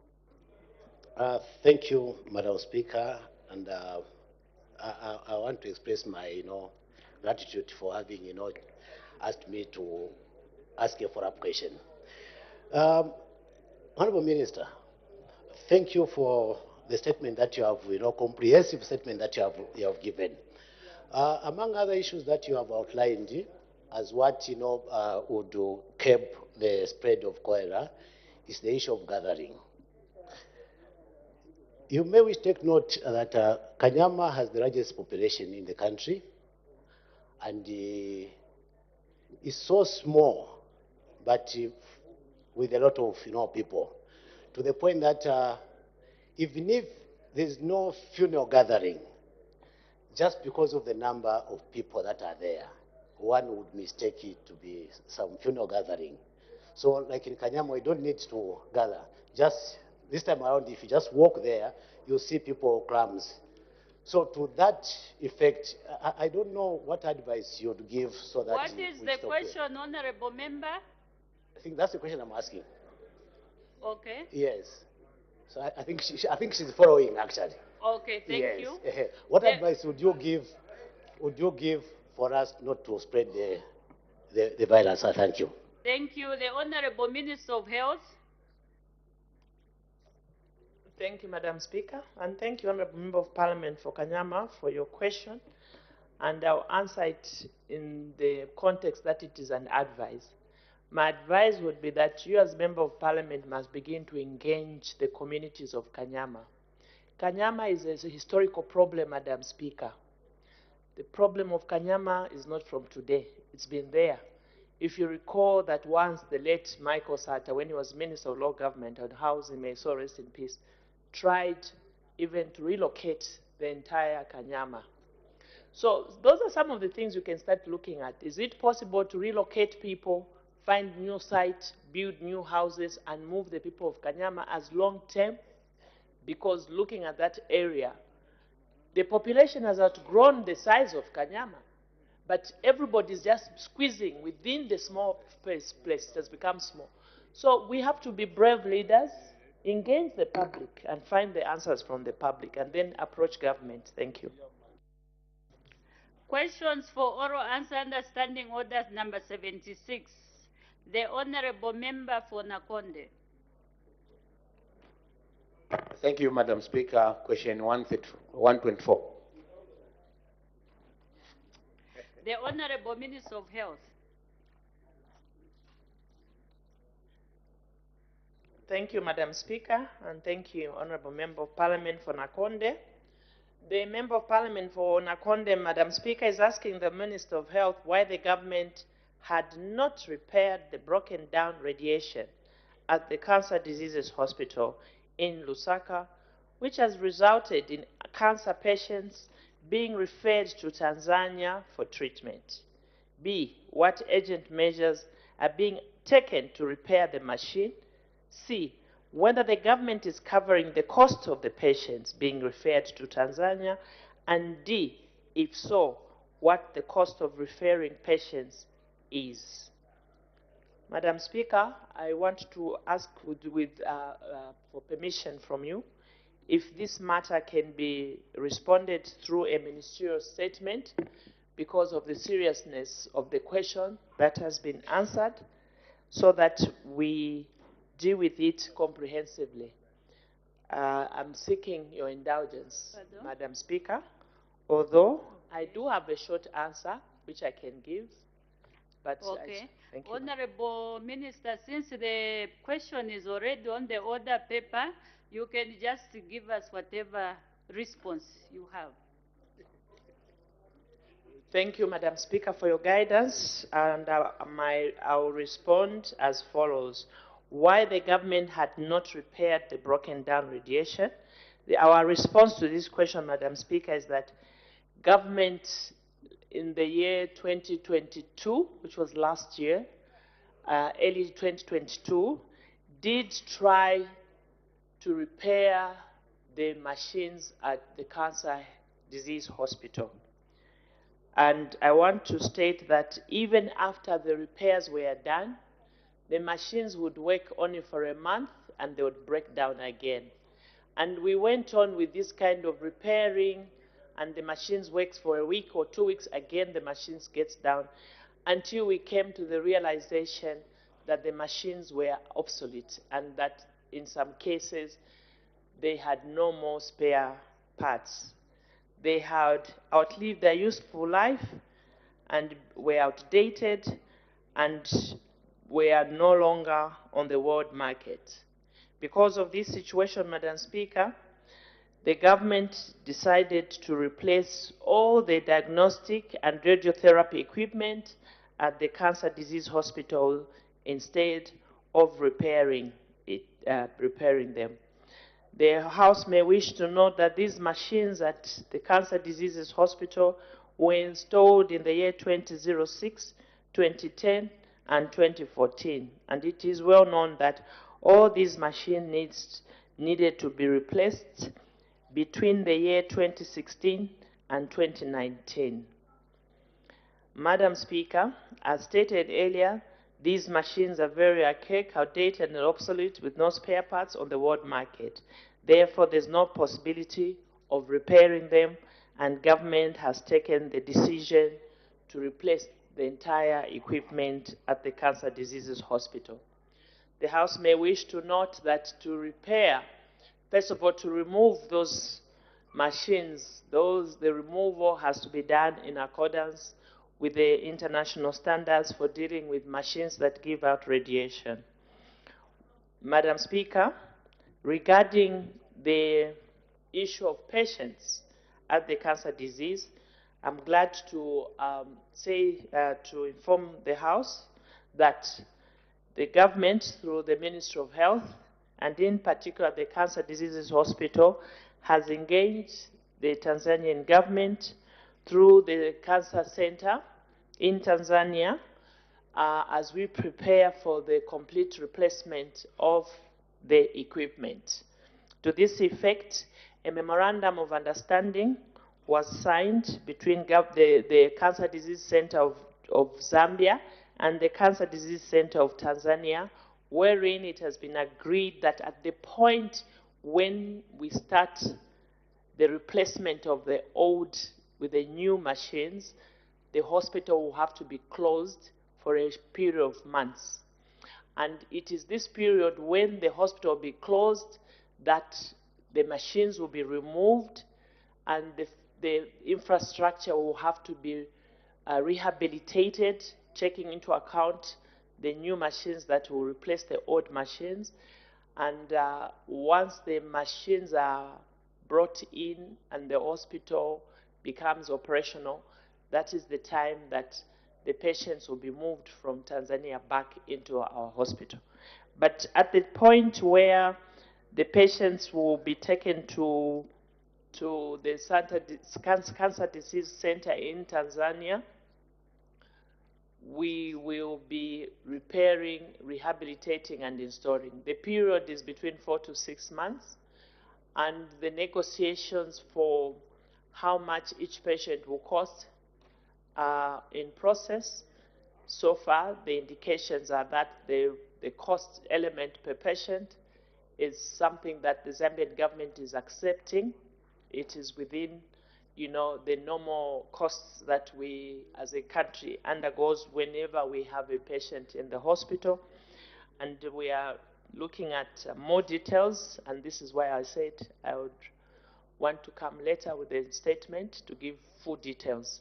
But for now, the simple answer is that the government has already engaged Siemens that will remove the equipment which were put by Siemens, and Siemens will replace the equipment, and Siemens will work with other contractors to do the rehabilitation of the rooms that will be used for the same. And that at the point when we are ready, the patients will be moved to Tanzania. And I'm talking about all the patients that are currently or will be currently in Cancer Disease Hospital. Thank you. Supplementary questions? The Honorable Member for Nakonde. Madam Speaker, I'm grateful for this opportunity. Madam Speaker, my questions were very simple. I wanted to know how much government is spending. I haven't heard any figure from the minister. This is worrying, Madam Speaker. We want to find out how much is the government spending to take these patients to Tanzania, Madam Speaker. We want to know the figure. And it's straightforward, Madam Speaker. I think you can see in the question that the figure is needed. I submit, Madam Speaker. The Honorable Minister of Health. Thank you very much, Madam Speaker, for the question. For that question. And the response is that, Madam Speaker, the cost of referring patients to Tanzania, as I indicated, is a matter that is being negotiated. And there is an MOU. An MOU means simply we've agreed, but we have not finalized. What comes out of an MOU is an actual contract that will give you now the real figures. Now that's a procurement matter, but off the cuff, I can state that the amount will be around $4,500 per patient, and this will cover the cost of transportation to Tanzania, the cost of accommodation for the patient, meals, and for a 6 to 7 weeks course of radiotherapy. So 6 to 7 weeks is about almost a month and a half, or almost 2 months. So that will cost around $4,500. But as I indicated, the finality will come out of a signed contract. Thank you. The Honorable Member for Kabwata. Thank you, Madam Speaker. Honorable Minister, I wanted to find out if you look at the statistics from the National Cancer Registry, it gives us the figures that the deaths for cancer, they have actually gone up, and the new cases for cancer have actually increased. I wanted to find out the new cases for cancer that have actually increased. Now, I wanted to find out whether your ministry can consider to purchase at least 2 machines at the new cancer disease hospital instead of relying on 1 machine. Thank you. The Honorable Minister of Health. Thank you very much, Madam Speaker, and thank you, Honorable, for your follow-up question. I want to state that government is doing everything possible to ensure that once the cancer disease hospital is opened, it will have sufficient equipment to look after our cancer cases. And in that regard, government has moved further to decentralize the treatment of cancer onto the Copper Belt to cater for those that are coming from the northern region, including the Copper Belt. And also, we are moving into Livingstone to cater for Western Province and a bit of Central and Southern Province. And this is all in an effort to deal with the increased number of cancer cases in the country. Madam Speaker, you may wish to know that the number of cancer cases of various forms has increased due to many other factors, which we can talk about another day. But for now, suffice to say that this is a real concern, it's a real issue. In the past, we said somebody has been bewitched, but now we know that it was not bewitchment. These are different forms of cancer that the country is experiencing. That's why we encourage people to get screened, especially our mothers, for cervical cancer, for breast cancer, and our men, all so that once the cancer is detected early enough, you are sure of being cured. But if you come late, even with the machines working, it doesn't help. Thank you. The Honorable Member for Nakonde. Thank you very much, Madam Speaker. Madam Speaker, I wanted to find out how much is it purchasing the very important machine, and also if the ministry has considered that important machine in the year 2024 budget. I submit. The Honorable Minister of Health. You didn't get the question? The Honorable Member for Nakonde. You may repeat the question. Madam Speaker, I wanted to find out how much is the very machine, the cancer machine, and also if the ministry has considered this important machine in the 2024 budget. Thank you. The Honorable Minister of Health. The budget for 2023 will actually pay for the machines that are required in the cancer disease hospital in Lusaka. And regarding the machines under Ndola Cancer Hospital, government also has provided some resources, but is being supported by our partners. That resource is also available, and the contractor is already on the ground, and we are hopeful that within 6 months to 9 months, the hospital should be ready. Thank you. Regarding the actual amount, I don't want to mislead the House, because we are not looking at one, it's a set. But that particular one, I can come back and give the Honorable Member the value. Thank you. The Honorable Member for Chiruvi. Thank you, Madam Speaker. The Minister has just confirmed that malignant diseases have risen in the country. And one of the people also have confirmed that I said malignant. Malignant. Yes. Having said that, Madam Speaker, the Minister had mentioned the figure of 4,500, meaning that the Minister, $4,500, meaning that the Minister possibly is in the position to have also projected the people that are in critical condition to be transferred to the neighboring Tanzania.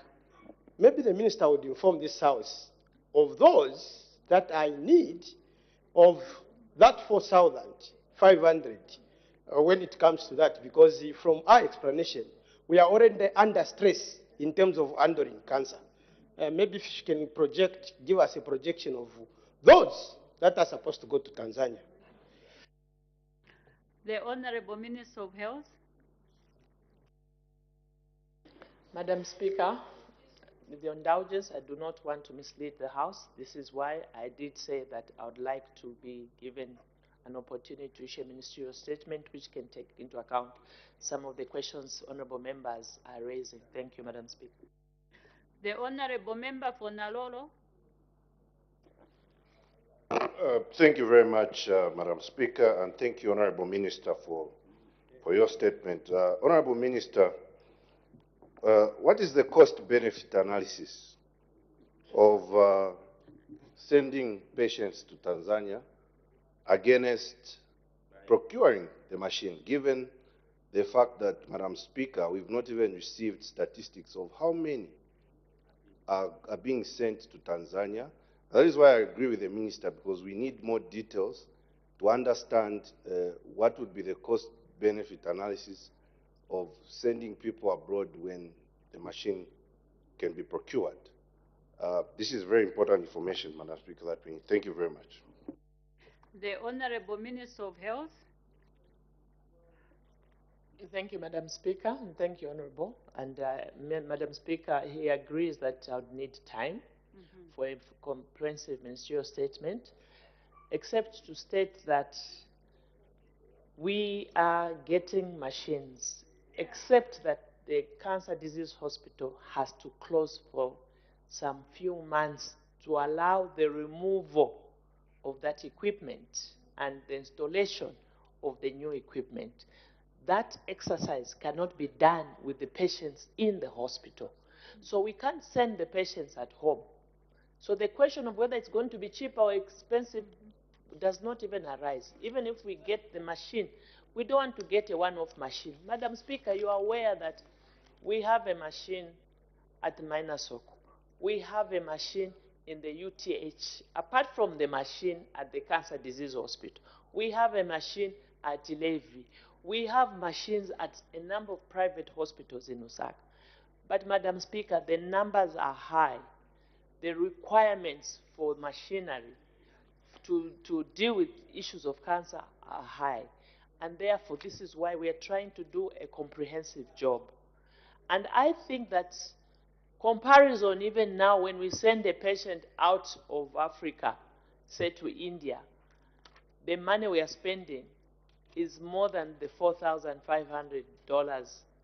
And that amount maybe will just be for a ticket, air ticket, even before you start treatment. So we have seen that the cost that Tanzania has given us is within, it's the correct cost that we ourselves would be spending even if we had the patient locally. Thank you. Thank you, honorable members. I think we can end at that, since the Honorable Minister has promised to come back to this House to give a comprehensive ministerial statement over the same. So we make progress. The next question, the Honorable Member for Chama North.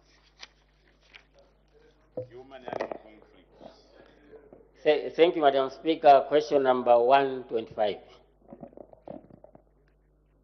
The Acting Minister of Infrastructure, Housing and Urban Development.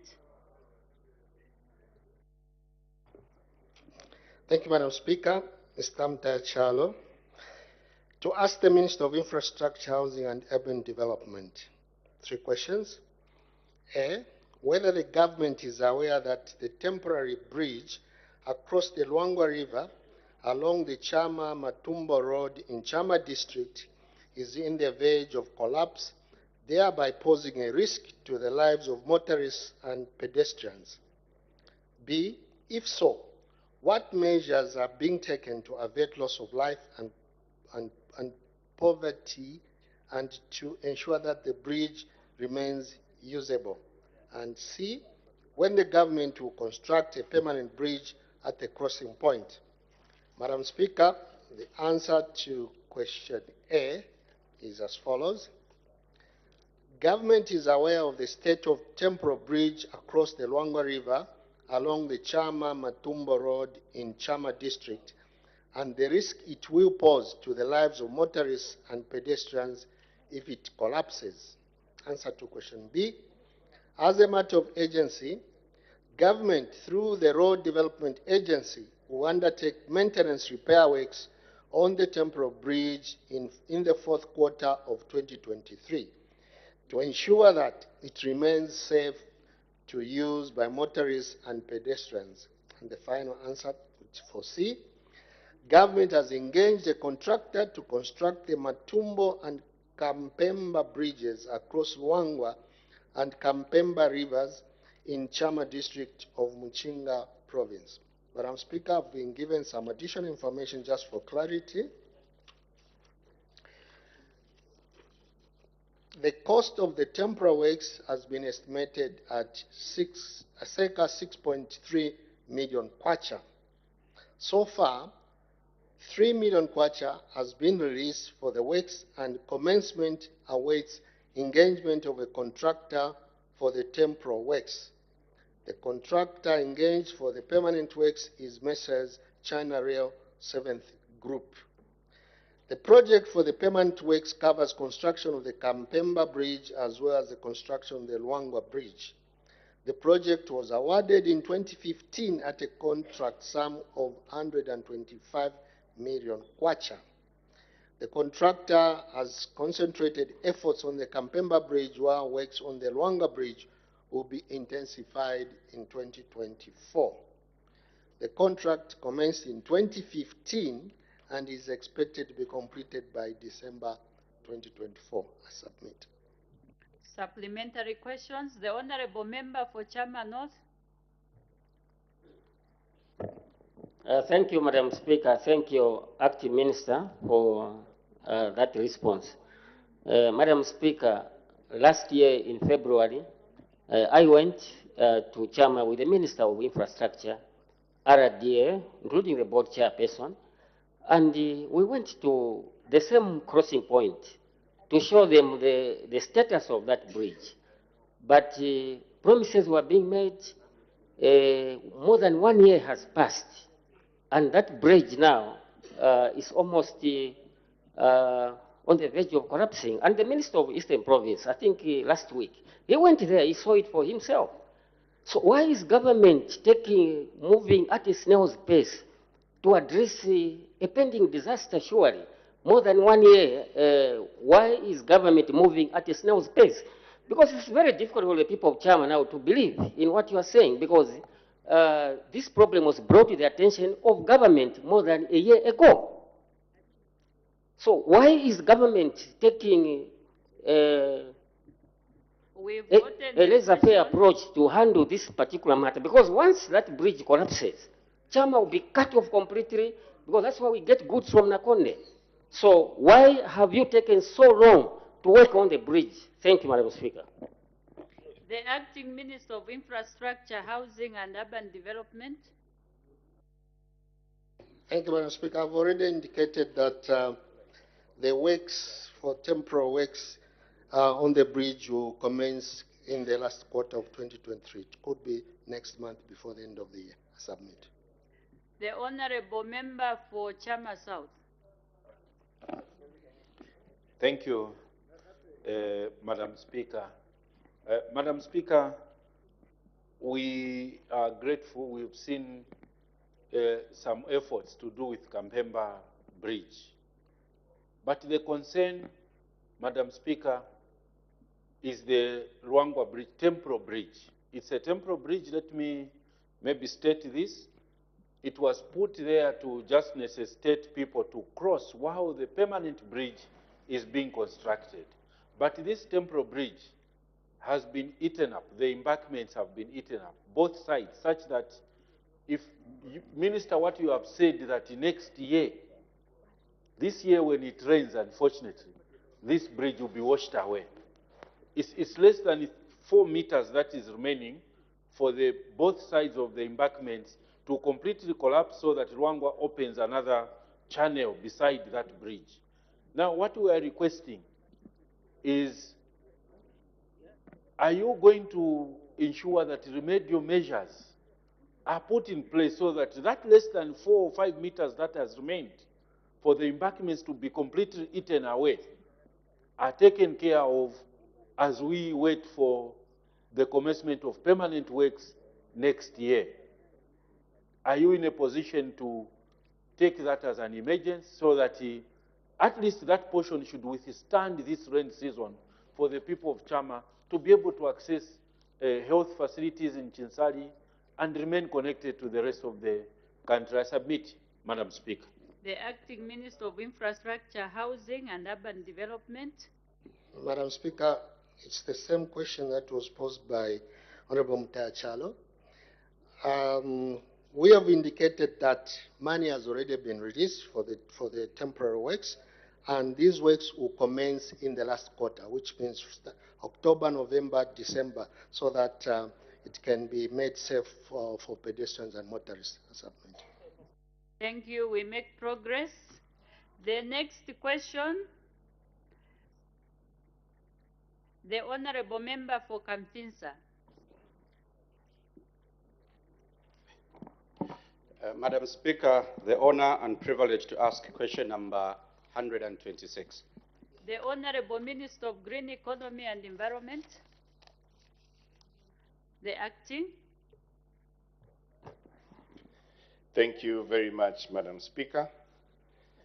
Madam Speaker, the Honorable Member of Parliament for Kamfinsa, Honorable Engineer Christopher Kangombe, asked the Minister of Green Economy and Environment whether government has any plans to degazette a portion of Mwekera forest in Kitwe to accommodate settlers, and in B, if so, how many hectares of land will be apportioned, and in C, when the plans will be implemented, and last but not least, Madam Speaker, if there is no such plans, why? Madam Speaker, in our attempt to answer the question, I would like to just give a bit of a background regarding the Mwekera forest in Kitwe. Madam Speaker, I wish to inform the House that Mwekera National Forest, number F6, with an extent of approximately 11,539 hectares, is still a protected forest area under statutory instrument number 90 of 2015. The forest is located on the Copperbelt province, covering two districts, namely Ndola and Kitwe. The area was declared a protected forest area on 25th March 1946 under the government notice number 72 of 1946, with an estimated area of 17,887 hectares. And this is sitting on survey diagram number FR47 of 1950. Madam Speaker, the House may wish to know that Mwekera National Forest has undergone major boundary alterations, which has reduced the size of the forest by 6,350 hectares. I therefore wish to inform this august House, Madam Speaker, that government has no intention to excise any or partly degazette any portion of Mwekera National Forest in Kitwe District to accommodate any settlers. The main purpose of protecting this forest reserve is to ensure the continued flow of goods and services, including flow of the Mwekera stream and the protection of groundwater in the area. The forest area, Madam Speaker, also houses important institutions such as the Zambia Forestry College and the Mwekera National Fish Culture Training School. B, Madam Speaker, as indicated earlier, Mwekera Forest has been extensively excised off. The main reason for undertaking such previous boundary alterations were for agricultural expansion and to accommodate farmers with a view of receiving agricultural inputs from government. Therefore, no further extensions will be undertaken. And in C, Madam Speaker, as earlier mentioned in Part A, and indeed of that of Part B above, the government has no intentions of implementing such plans, and no more land will be hived off from the forest reserve.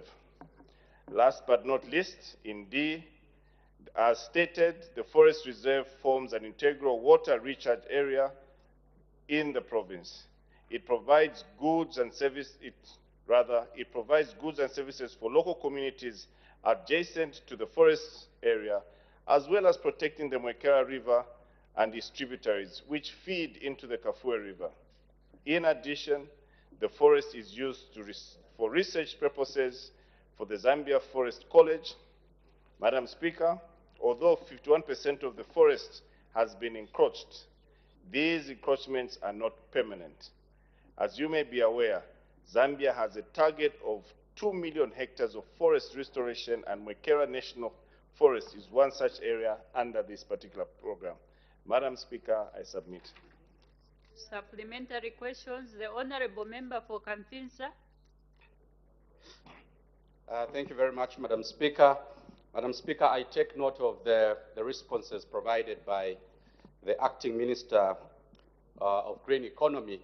And maybe for the benefit of the Minister, I need to put it on record that the portion that is requested for degazation is actually occupied by the settlers.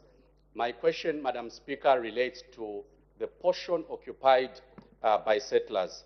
Minister, you are aware that over the years from 1946, when that forest was classified as a protected area, over 60 years has elapsed. And obviously within the 60 years, the needs of our people have been changing, meaning even the land use has been changing. As government, are you considering that there are needs of the people that have changed in terms of how they want to utilize land, in particular in cities? Because we will continue talking about a forest, but the needs of the people have changed. And obviously, because of the needs of the people changing, there must be a strong desire to understand land use in modern society. So, Madam Speaker, my first question to the Minister, are you looking at the needs of our people in terms of land use? Because land use has automatically changed since 1964. I thank you, Madam Speaker. The Acting Minister of Green Economy and Environment. Thank you very much, Madam Speaker, and I'd like to thank the Honourable Member of Parliament for that follow-up question. I will agree with you that, yes, indeed, we're very alive to the fact that the demands of our citizens keep changing over a period of time. We're talking about 60 years plus. And also the very fact that the population has grown extensively over the years. I also want to put it on record that the particular parcel of land that you're talking about, Honourable Minister, we have mentioned that this particular piece of land has been encroached, and obviously those settlers in there are supposed to be at designated areas where they're supposed to resettle rather than in this particular place. Now, for us to consider permanently relocating people there, Madam Speaker, it would defeat our purpose of having what we like to call our water recharge areas. It will be folly of us, Madam Speaker, to actually have habitat on an area where we want to have our water aquifer as well as a recharge area. That in itself will create more damage than good than what we've actually been trying to achieve over a period of time. Madam Speaker, we have a resettlement plan under the Office of the Vice President in the Republic of Zambia, where such particular settlers might be given alternative places where to relocate to. We do not want to damage our recharge areas, Madam Speaker, and in our quest to actually build our biodiversity or indeed our habitat, Madam Speaker, it's very important that we support such ventures that we're trying to achieve as regards to the 2 million hectares that we're trying to achieve by the year 2030. Madam Speaker, I submit. The Honourable Member for Kamfinsa. Madam Speaker, my last follow-up question to the Acting Minister of Green Economy. Minister, I sympathize with you. I understand the responses have been prepared by officers, obviously, who are familiar with the challenge. Minister, are you able to create time with maybe the Permanent Secretary and other high-level officers in the ministry to go and see exactly which portion of land is being considered for this request from our people? And I'm available as Member of Parliament to accompany you so that you'll be able to establish the extent of the problem and you are able to appreciate the needs of our people over the years that have changed. Are you available for an inspection, a visit to the constituency, to appreciate the challenges that we are discussing, and also just to assure you that the recharge areas are not affected by this very, very important request? Madam Speaker, that is my last follow-up question. The Acting Minister of Green Economy and Environment. Thank you very much, Madam Speaker, and thank you for that follow-up question. Madam Speaker, we would definitely like to invite our colleague, Honorable Member of Parliament, to our offices to just get to understand what we're trying to achieve as a ministry.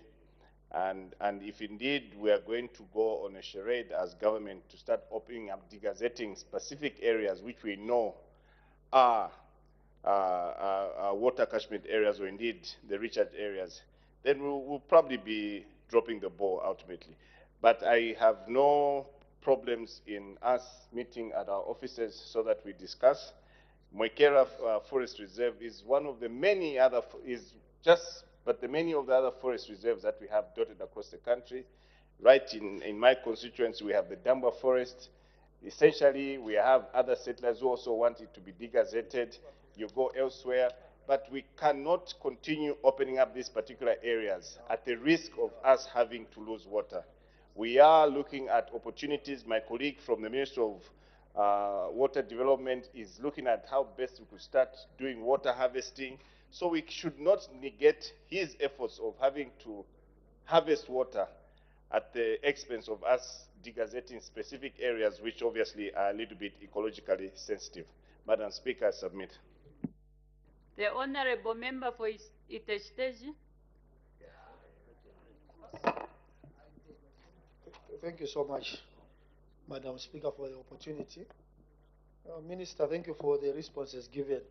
Now, considering the fact that it's not only in Kitwe, elsewhere, Minister, there are conversations around people wanting to gazette land, especially that the population is increasing, like you did mention, but ultimately we need to strike a balance between wanting to see that protected areas are protected and also some of the recharge areas are not disturbed. Now, as you are engaging in this conversation with the people of Kitwe, do you intend to also provide some sensitizations so that the people can appreciate the intentions of protecting some of these areas vis-a-vis striking a balance between human settlement and the appreciation of protecting these spaces of land? Thank you. The Acting Minister of Green Economy and Environment. Thank you very much, Madam Speaker, and thank you for that follow-up question from my colleague from Itei. I'm happy that the Honourable Member of Parliament has confirmed that the need or the request to degazette parcels of land across the country is not only on the Copper Belt in Moikera. You've heard from Itei. I've just mentioned that in Livingstone and many others. And I think we need to have a holistic approach and get to agree on how many parcels of land. Fortunately, Madam Speaker, I sit on 33% of the landmass in Zambia, which is a protected area. I'm equally being threatened by a lot of settlers who are encroaching in the national parks, either for farming, others for mining. So this is a decision that need not be made only by the Minister of Green Economy and Environment, but we also need the Minister of Tourism, the Minister of Lands, and many other cross-functional members of Cabinet of the Republic of Zambia to be able to agree on how we're going to work around it. So to deal with specific areas such as Moikera in isolation may be a little bit premature for now, but I think it's important that most of you who are in here, my colleague, members of Parliament, who strongly feel that certain parcels of land across the country need to be degazetted, please feel free to lodge in some of those proposals where we could be able to sit as Cabinet and agree on the way forward. Madam Speaker, I submit. Thank you. Next question, the Honorable Member for Lufubu.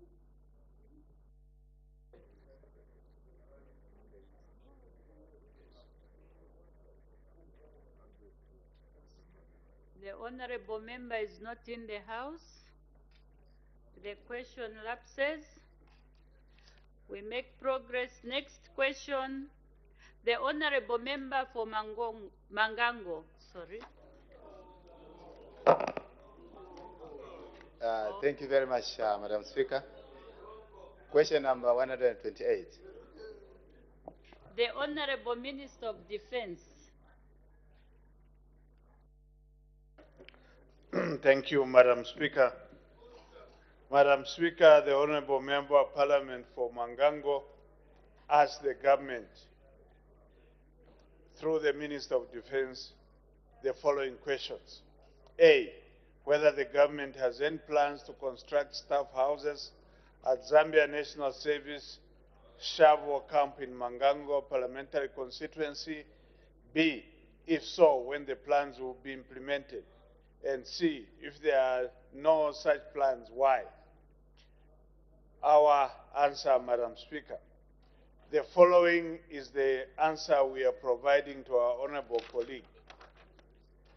Government is aware of the housing challenges. Honorable Minister, as the time is 16:40 hours, I suspend business for 20 minutes.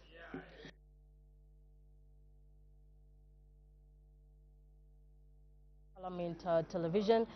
Business of the House has been suspended for a 20-minute health break, and at the time business was being suspended, it was the Minister of Defense about to respond to a question that has been posed by Mangango Member of Parliament, Mr. Luhamba Mwene, who wanted to find out a question in three parts: whether the government has any plans to construct staff houses at Zambia National Service Shao Camp in Mangango Parliamentary Constituency. If so, when the plans will be implemented. And in part C, he wants to find out if there are no such plans, why. And so at the time business resumed at 14:30 hours, Madam First Deputy Speaker did make one announcement and also permitted the Minister of Health, Honorable Suvia Maseo, to render a ministerial statement to update the House on the general public on the cholera situation in the country. And so far on the order paper, the House has considered two questions for oral answer under Standing Order 76. And so we'll be giving you details of these later on. For now, we go on a break. Remember, business of the House will resume at 17 hours. Keep watching Parliament Television. Good afternoon.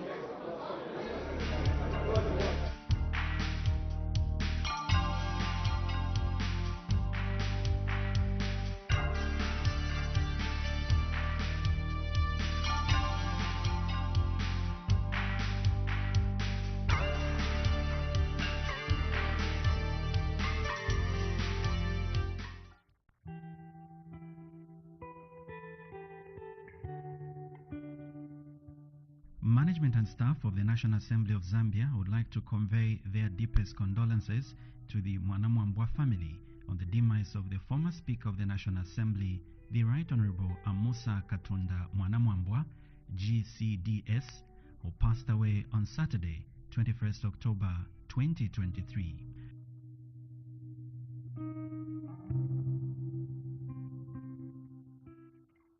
Honorable Mwanamwambwa served as Speaker from 1998 to 2011. May his soul rest in peace.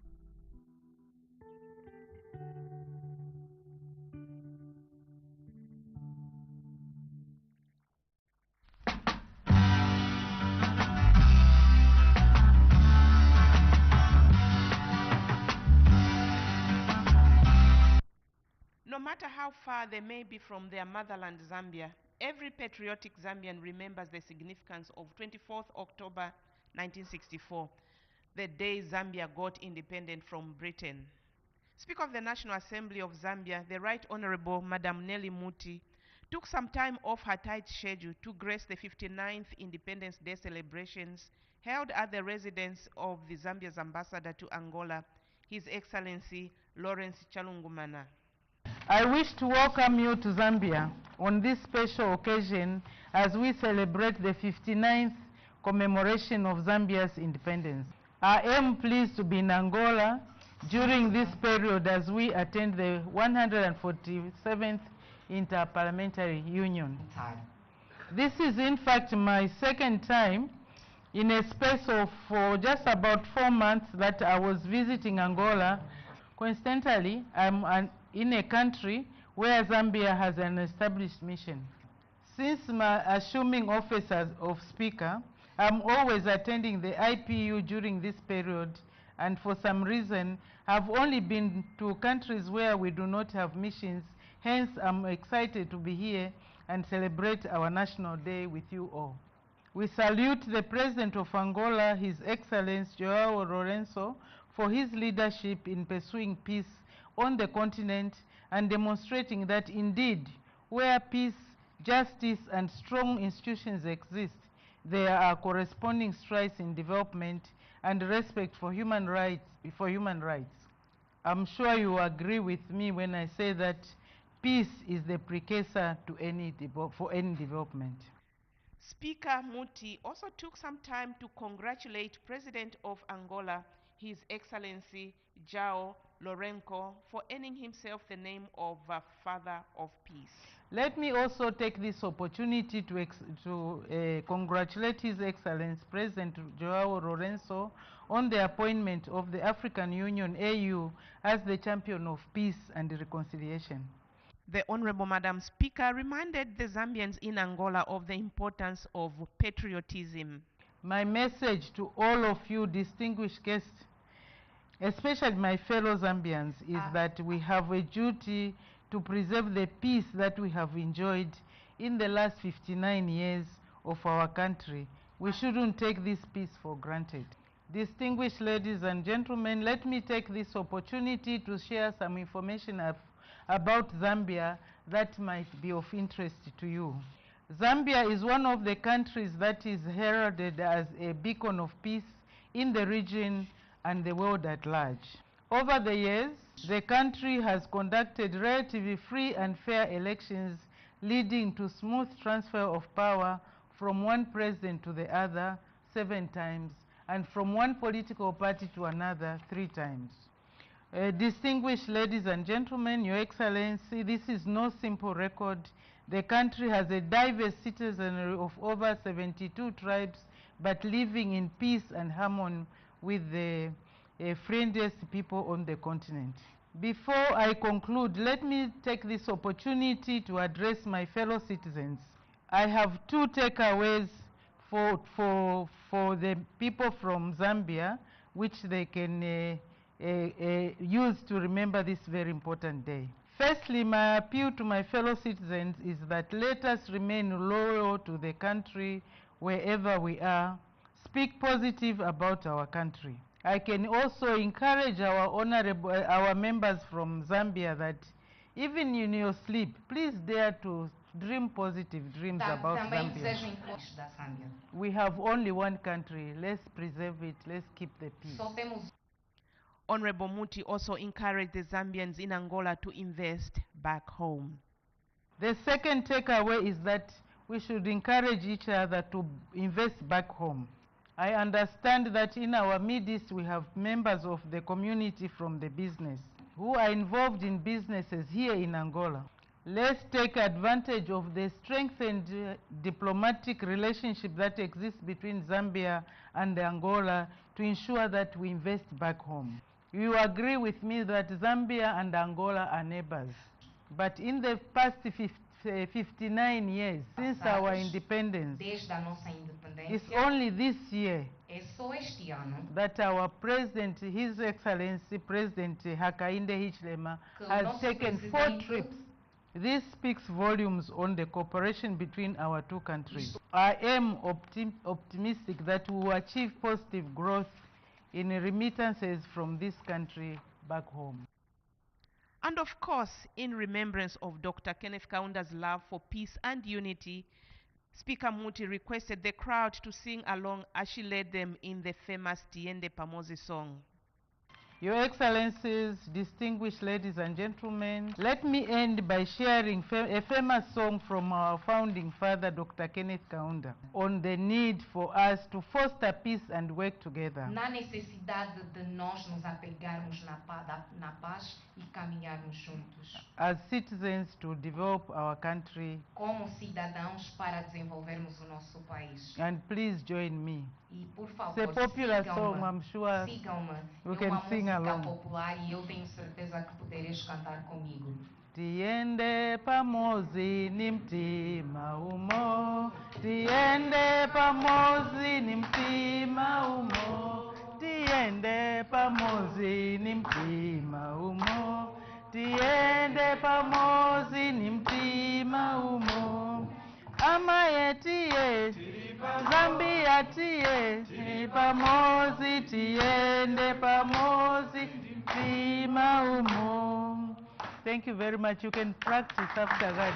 Muito obrigada. Podem vocês praticar. Twalumba kapati, luitume zishangwe, zikomu kwambiri, twatotera mkwai, kusakilira chikuma, twasanta bingi, tusakilire mwane. Obrigada. São umas formas de saudação, né, de várias línguas lá da Zâmbia, que significa muito obrigada.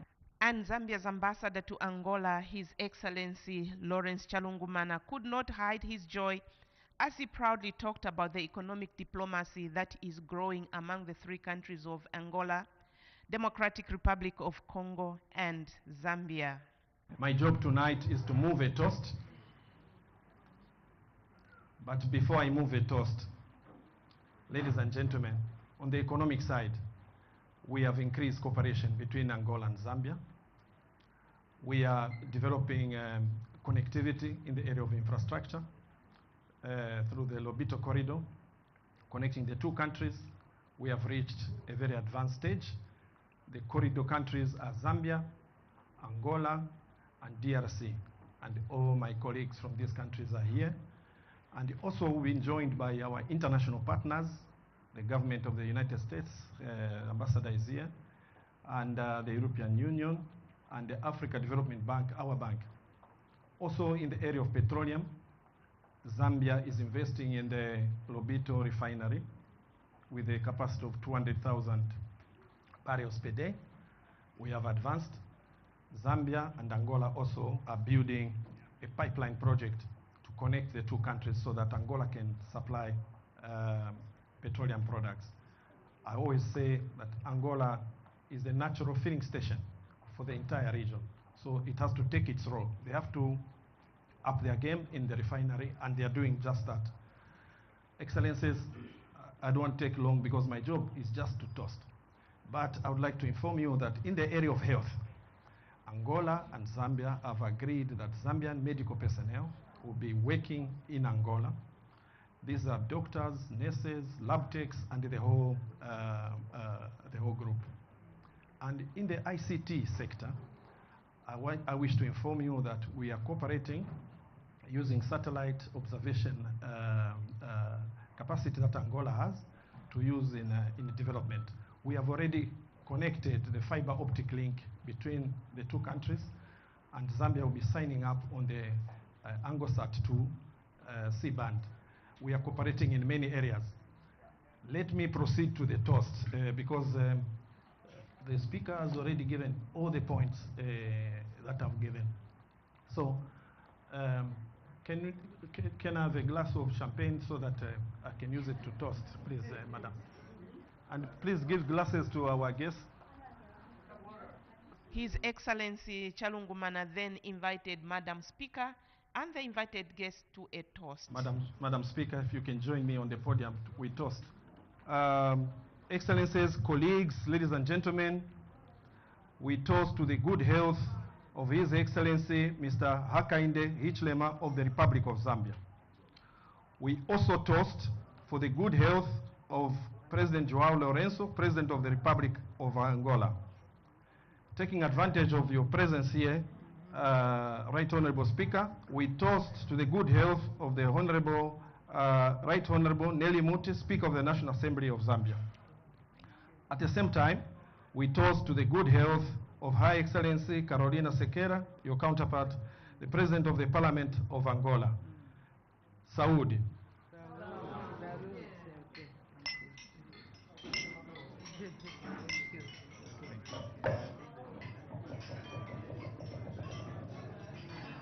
Some of the invited guests to Zambia's National Day included various missions accredited to Angola, Zambians based in Angola, and some members of the Honorable Madam Speaker's delegation.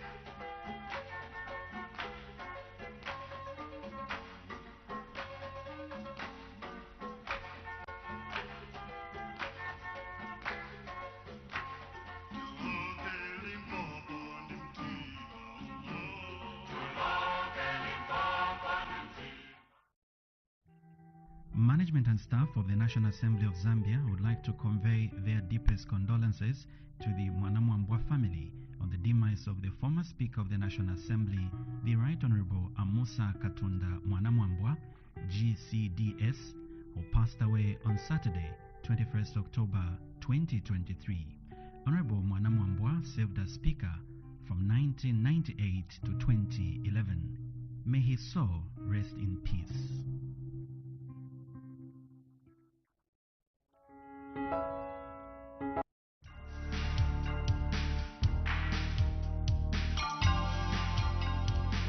Good afternoon. Thank you so much for still being with us on Parliament Television.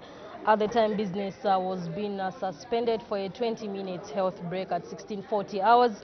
on the floor of the House was the acting Minister of Defense, who is Minister of Home Affairs and Internal Security, Honorable Jack Mwimbu, responding to a question that has been raised by Mangango Member of Parliament, Mr. Luhamba Mwene, who wants to find out from the Minister a question in three parts: whether the government has any plans to construct staff houses at Zambia National Service Shawo Camp in Mangango Parliamentary Constituency.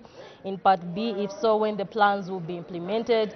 In Part C, if there are no such plans, why? And so when business resumes at 17 hours, we expect the acting Minister of Defense, who is Minister of Home Affairs and Internal Security, Honorable Jack Mwimbu, to continue responding to this question. And so far, the House has considered two questions for oral answer under Standing Order 76 and one question for oral answer under Standing Order 74. Question number 127 on the order paper under Standing Order 74 has lapsed because the Member of Parliament is not present in the House. And still to come on the order paper, we expect the House to consider one more question for oral answer under Standing Order 74.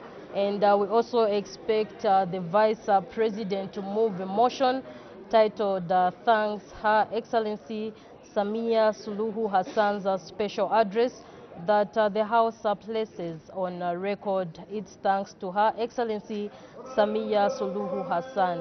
And so just now we take you to the floor of the House. Mr. Speaker.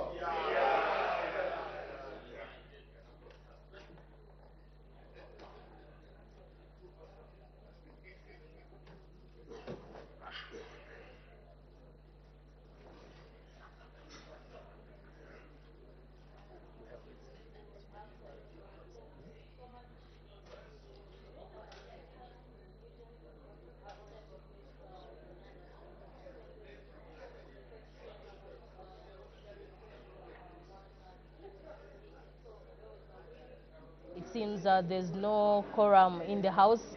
It is a requirement that 1/3 of members of Parliament must be present in the House for any business to transact. And so once the quorum is formed, we expect business to resume. And at the time business was suspended at 1640 hours, on the floor of the House was the acting Minister of Defense, who is the Minister of Home Affairs and Internal Security, Honorable Jack Mwimbu, who was responding to a question that has been posed by Mangango Member of Parliament, Mr. Luhamba Mwene, who wants to find out a question in three parts: whether the government has any plans to construct. When business was suspended, the House was considering question for oral answer, question number 128 on the order paper, and the Honorable Acting Minister of Defense was responding. May the Honorable Minister continue. Thank you, Mr. Speaker. Mr. Speaker, at the time of adjournment for a health break, I was about to start answering the question raised by my honorable colleague, the Honorable Member of Parliament for Mangango. Mr. Speaker, our response to the questions raised: under A, government is aware of the housing challenges for the civil servants across the country, Zambia National Service inclusive. However, due to limitation in availability of funds, priorities on completion of all running projects before embarking on new projects. That includes staff housing in Shabo Camp in Mangango Parliamentary Constituency. B, the plan to construct staff houses in Shabo will be implemented after all the running projects are completed. However, suffice to say that construction of housing units consisting of 1x5 flats are already being constructed by Zambia National Service to mitigate the housing deficit. Mr. Speaker, I thank you. Supplementary questions by the honorable members. The honorable member for Chiengi.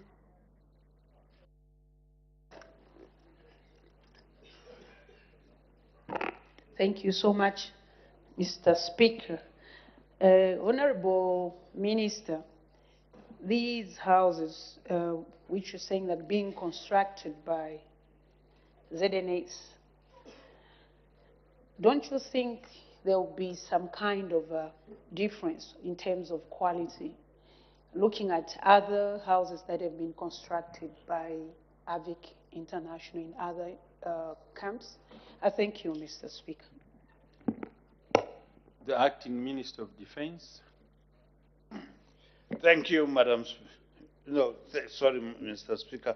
Mr. Speaker, I would like to assure my colleague that the Zambia National Service has a very high competent cadre of construction officials.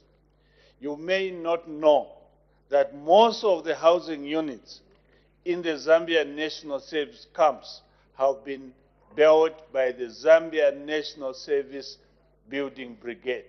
I can assure you that the quality of housing that has been done by the Zambia National Building Brigade is of very high quality. The Honorable Member for Mbangango.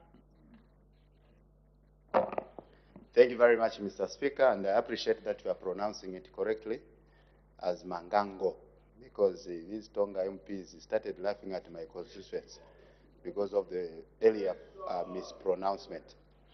Mr. Speaker, I would like to ask the Honorable Minister when the running projects will be completed, because our soldiers in my constituents are really in a very big problem of houses, because we have a big number of soldiers there, whilst the accommodation is very small, and at the same time, the accommodation that is there is not very good for human habitation, especially for our soldiers themselves. Thank you.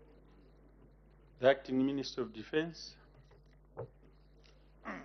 Mr. Speaker, I have taken note the issues raised by Honorable Mwene of Mangango in the Western Province of the Republic of Zambia. We would do something to ensure that the housing deficit is alleviated. Next question, the Honorable Member for Namwala. Thank you so very much. Question number 129. The Honorable Minister of Fisheries and Livestock.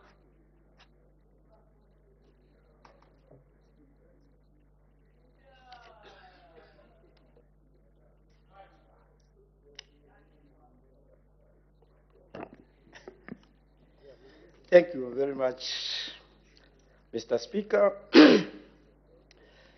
The Honorable Member for Namwala is asking Minister of Fisheries and Livestock a question in 5 parts.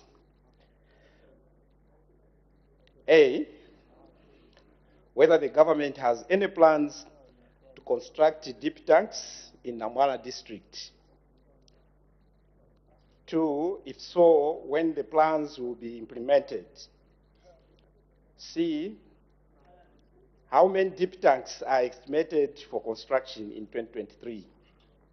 And D, what the estimated cost of constructing each deep tank is? And in E, if there are no such plans, why? Mr. Speaker, the House may wish to note that the prevention and control of animal diseases in Namwala district is top on the agenda of the New Dawn administration.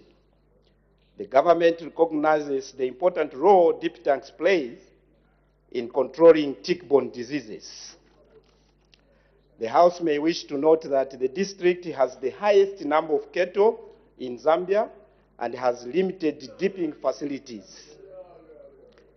This has led to central government to complement local government effort by constructing some community deep tanks in the district. Given the foregoing, government has plans to construct 3 deep tanks in Namwala district in 2023. The deep tanks to be constructed are as follows. 1, Mowola deep tank in Muchila veterinary camp. 2, Ngabo deep tank in Rambwe veterinary camp. And 3, Kabulamwanda in Katantira veterinary camp.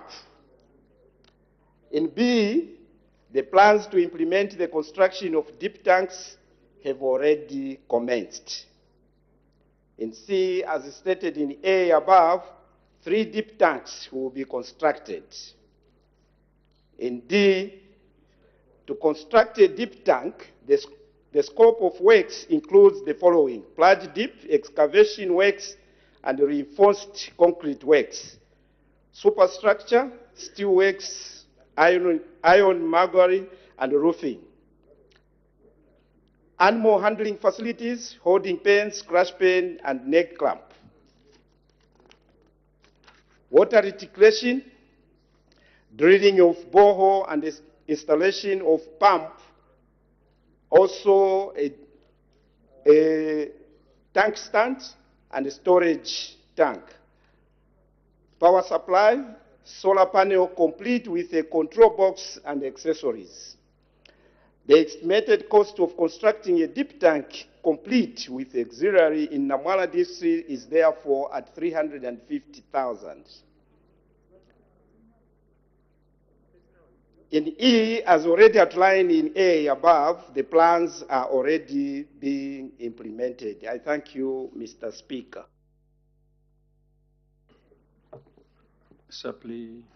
More supplementary questions? Sorry. The Honorable Member for Namwala. Thank you so very much, Mr. Speaker. Through you to the Minister. Minister, thanks so very much for the answers you've given us. Despite the act that you have performed this year, Minister, is there an intention that in excess budget you can still give us some so that at least we can be somewhere as a district going by the prevailing situation where our animals are actually finishing because of these diseases? I submit. The Honorable Minister of Fisheries and Livestock. Thank you, Mr. Speaker, and thank you, Honorable Member. Indeed, in 2024 budget, we have also allocated some money that will consider constructing some deep tanks.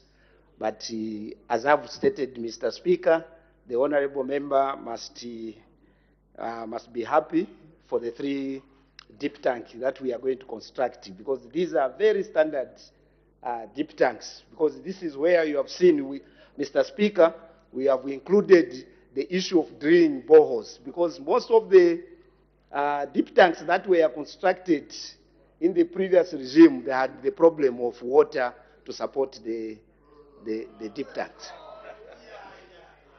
The Honorable Member for Wengwa. Thank you, Honorable Mr. Speaker. First of all, allow me to congratulate the President-elect of Patriotic Front, Honorable Miles Sampa. We thank you. Yeah, Honorable Mr. Speaker, my question to the Minister of Fisheries and Livestock is, Honorable Minister, are you planning, in near future, maybe in 2 or 3 weeks to come, to help the nation, especially to the district, those with a high number of animals, to come up with a program on how many deep tanks we are going to construct in each district? Thank you very much, Honorable Mr. Speaker. The Honorable Minister of Fisheries and Livestock. Thank you, Mr. Speaker, and thank you, Honorable Member. Indeed, in trying to improve the sector in terms of disease control, we are intending to do comprehensive assessment that is going to help us to determine how we can support, especially in the areas where we have got high numbers of cattle and also high number of incidents of diseases. So it is in our plan to make sure that we come up with a very comprehensive assessment to see how we are going to support our farmers. And also I want to encourage honorable members, Mr. Speaker, as we supplement through central government, we also want to encourage members of parliament to utilize constituency development funds to address issues of disease control by constructing these deep tanks in our respective constituents. Please, please, if you want to see this sector contributing positive to the economic wheels of this country, we try to encourage our people to invest into constructing of deep tanks using constituency development fund. I thank you, Mr. Speaker. There's a point of order. The Honourable Member for Chiluvi. Mr. Speaker, I raise on a point of order. Before we went to break, Madam Speaker ruled that the case that is referring to is in court.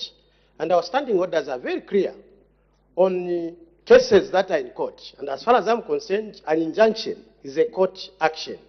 Is it therefore in order to refer to Mao Sampa as a president-elect, thing that is before court? I seek your ruling. Order. Order. I think the Honourable Member for Wengwa was not around, if I observe. That time, the first Deputy Speaker was making her ruling. So he could have not gotten what the first Deputy Speaker said. However, all matters that are before the court, we should not comment on them. That's my advice. I think the Honourable Member for Wengwa has heard.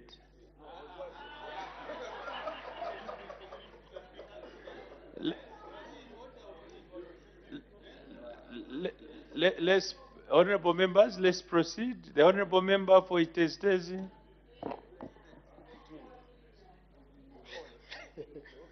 Thank you so much, Mr. Speaker. Since I was not there also, I will join in congratulating Honourable Member for Itestezi. May you take your seat. I've ruled on this matter that the matter is in court. Honourable Member for Lunte, sit down. May you take your seat. Take your seat, Honourable Member for Lunte. May the Honourable Member for Itestezi proceed. I'm guided, Honourable Mr. Speaker. Minister, thank you so much for the responses given for the people of Namwara. I just want to find out for the new the deep tanks that will be erected in Namwara. There has been an observation that the technology which is being used to most of these deep tanks, sometimes it is failed. The sustainability of these deep tanks sometimes is a challenge. Like in it says, out of the 10 government deep tanks, only 1 or 2 are functional. What technology are we applying for these new bores in Namwara that will ensure that there is sustainability and they stay longer? Thank you. The Honourable Minister of Fisheries and Livestock. Thank you very much, Mr. Speaker, and thank you very much, Honourable Member. Indeed, like I stated, that most of the deep tanks that were constructed, they had so many challenges. Now the ministry, Mr. Speaker, has decided to come up with the standard design of these deep tanks that are going to sustain a bit of time, and also that's why the component of water has been included, because some of these deep tanks that have been constructed in the past, the provision of water has been a big challenge. So the design that we are going to have in Namwala is something that our experts have come up with to make sure that there are sustainable facilities to assist our farmers. I thank you, Mr. Speaker. The Honorable Member for Luwasenshi. Mr. Speaker, thank you for the opportunity to allow the people of Luwasenshi to ask the Minister of Fisheries and Livestock. Honorable Minister, as much as we are appreciating that you are putting up 3 deep tanks in Namwala, there is a concern that people are failing to pay some money for them to dip their animals. And at the same time, there are these animals that are being dipped in those deep tanks, but at the end of the day, they mix with those people or farmers who don't comply.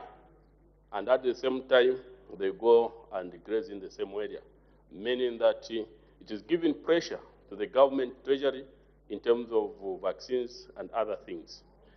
My question is, what measures are you putting in place to ensure that these farmers, they comply, and at the same time, they are encouraged to dip their animals in this, apart from maybe charging them? What measures are you putting in place? The Honorable Minister of Fisheries and Livestock. Thank you, Mr. Speaker, and thank you, Honorable Member. Indeed, these are some of the challenges that we are facing from our farmers, some of our farmers, whereby when it comes to disease control, some of the farmers don't really understand until they start seeing their animals dying. So, first of all, is to give the capacity building to our farmers to understand the importance of dipping. And also, Mr. Speaker, we are trying to encourage all these deep tanks that are going to be constructed to be community-driven projects, whereby they must be owned by our communities to understand the importance of these deep tanks. Honorable Member, you may wish to note that the only way we can make our farmers, all livestock farmers, to understand the importance of these deep tanks is to also give them the right information, sensitize our communities to make sure that they understand why we put up these deep tanks. If we are to win the battle of these diseases in this country, so it is our responsibility. Hence, from yesterday, I keep on calling on also members of parliament to join the ministry to help our farmers to understand the importance of putting up measures that will help to prevent diseases amongst our livestock. Thank you. Let's make progress. Notice of motion by Her Honor the Vice President.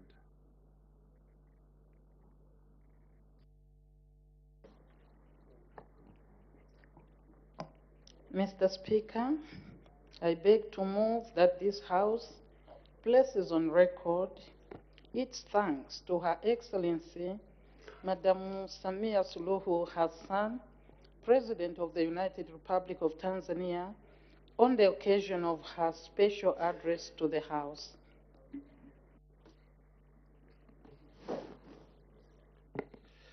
The question is that this House places on record its thanks to Her Excellency Samia Suluhu Hassan, President of the United Republic of Tanzania, on her special address to the House.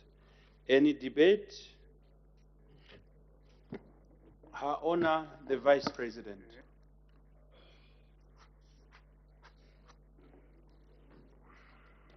Mr. Speaker, the National Assembly of Zambia was greatly honored to host Her Excellency, Madam Samia Suluhu Hassan, President of the United Republic of Tanzania, who addressed the House yesterday, Wednesday, 25th October 2023.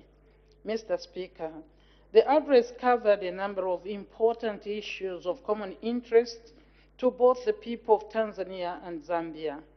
In this regard, allow me to make a few observations about the bilateral relations between the United Republic of Tanzania and Zambia.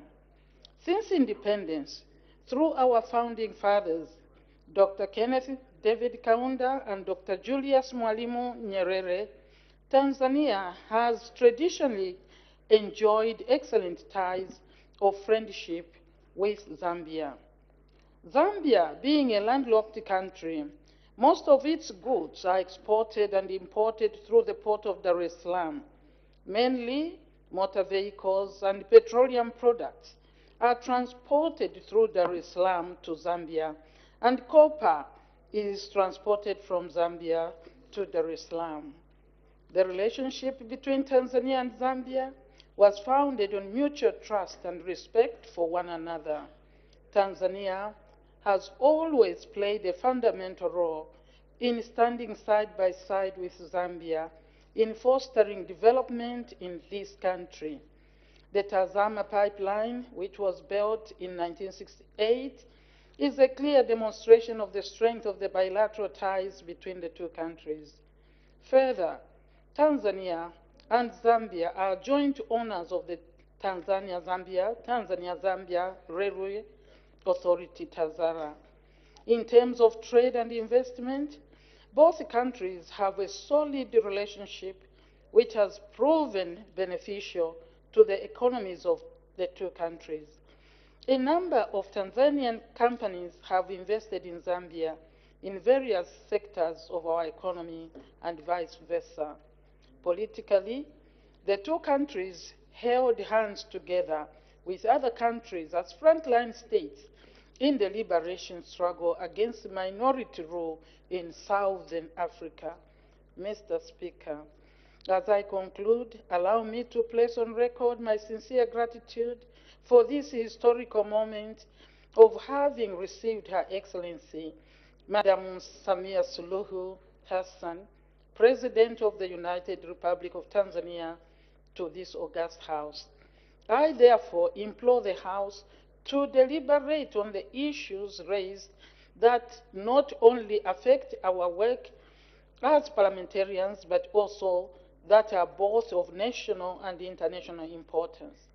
Finally, Mr. Speaker, I wish to reiterate our continued commitment to further develop cooperation between the two countries in various sectors and at different levels. Mr. Speaker, I beg to move. Thank you. Any further debate? I must mention that the PF have given me there would be debaters, a list of them. So I'll be picking from this list. So the Honorable Member for Petauke Central.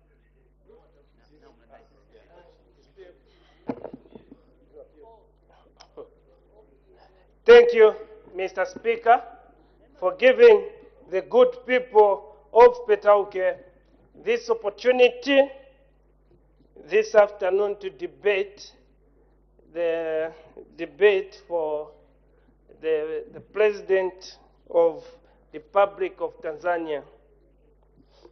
Mr. Speaker, first let me say the good people of Petauke were very happy to have the President of the Republic of Tanzania in our country when we were busy celebrating our independence, 59th independence, which the youth of Zambia fought for in 1964.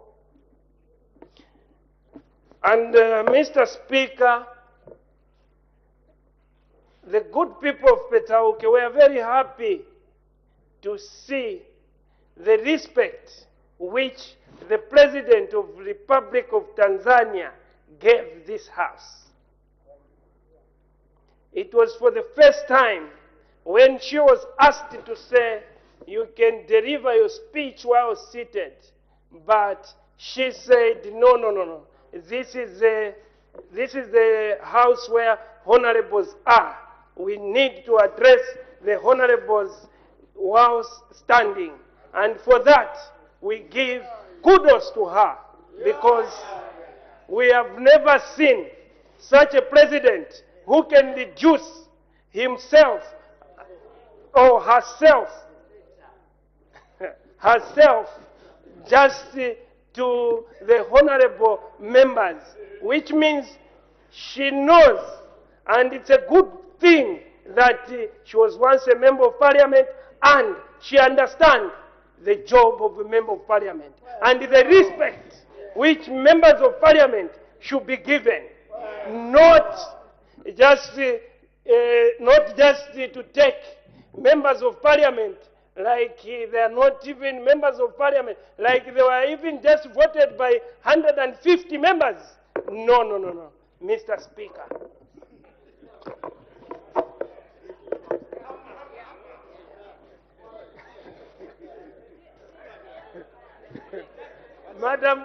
Mr. Speaker, the good people of Petauke, it will remain in their head, and even to the future generations to come, what the President demonstrated by delivering the speech while standing.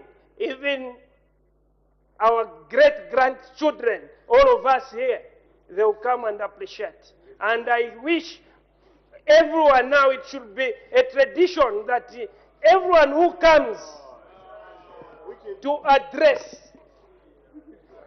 other presidents, visiting presidents, when they come, they should be addressing this parliament while standing. And it should not to say, no question, I want to appoint you in future. Mr. Speaker, the members of parliament, they go through a lot. They go through a lot just to come to this house. But it's not good to undermine them. So the coming of the President of the Republic of Tanzania, it was a good thing that Google research.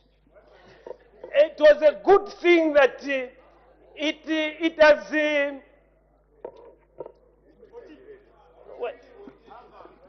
Mr. Speaker, it's a good thing that now there are some people who are thinking that members of parliament can be just dragged anyhow, putting aside even their diplomatic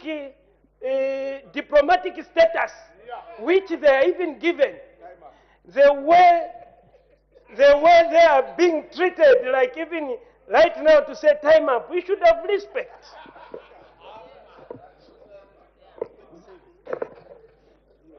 The way they are being treated, Mr. Speaker, it's not good. Because even now, I'm even surprised, as when she did that, we were all quiet, listening attentively to the speech, which each and everyone in this house, when we start talking, everyone should keep quiet. That's why even the standing orders, Mr. Speaker, they say that no member should be talking while seated. But the member of parliament for Kaputa likes talking despite Kaputa having a lot of challenges. He thinks that maybe just doing tournament, it will build the roads. Tournament, it will do what? The people of Kaputa, they are expecting development. Honorable member for Petauke. Honorable member for Petauke. You are debating the presidential address by Tanzanian president. But why should you debate your fellow member of parliament? They should do Chimbuya at the market, not here. May you continue. Chimbuya at the market square. Here it's a house of business, Honorable Member for Petau. You may continue. Thank you, Mr. Speaker. I'm sure he has heard that as a minister, whatever he says, it's policy that he should take this chimbuya at the market in Kaputa. Mr. Speaker, Mr. Speaker, I'm sure with this behavior, it really shows. Let me just leave it to them so that they continue. With these few remarks, I say thank you, let them continue, but they should know that their constituencies, even if Honorable they Member, keep quiet, Honorable. they should not say Honorable they Member for represent their Petauke, constituents. may you take your seat. Take your seat. The Honorable Member for Dr. Kalila, which constituency? Lokuru East. Yeah. Thank you very much, Mr. Speaker, for this opportunity availed to me to make comments on the visit to our national parliament by the President of the United Republic of Tanzania, Mama Samia Hassan Suluhu. Mr. Speaker, this visit is very important, especially that it came at a time when the country was celebrating its 59th independence. And I'm sure it is not a coincidence, but was deliberately crafted as such. And this is because of the deep relationship, bilateral, which exists between the people of Zambia and also our brothers in Tanzania. And we all know that this has its deep foundation in the two leaders, our forefathers, who sacrificed their time, their lives to emancipate the peoples of the two countries, namely President Mwalimu Julius Kambarage Nyerere and Kenneth David Kaunda. As a matter of fact, these two were very close and set a foundation for the two nations. It is also important and gratifying and commendable for that matter, honorable members, to note that President Hakainde Hichilema is building on the friendship and relationship that existed and continues to exist between these two countries by inviting President Samia to come to Zambia in a week when we are celebrating independence. Honorable members, all of us have a duty to continue to build on the bilateral relations and friendships that exist between the peoples of Zambia and the people of Tanzania.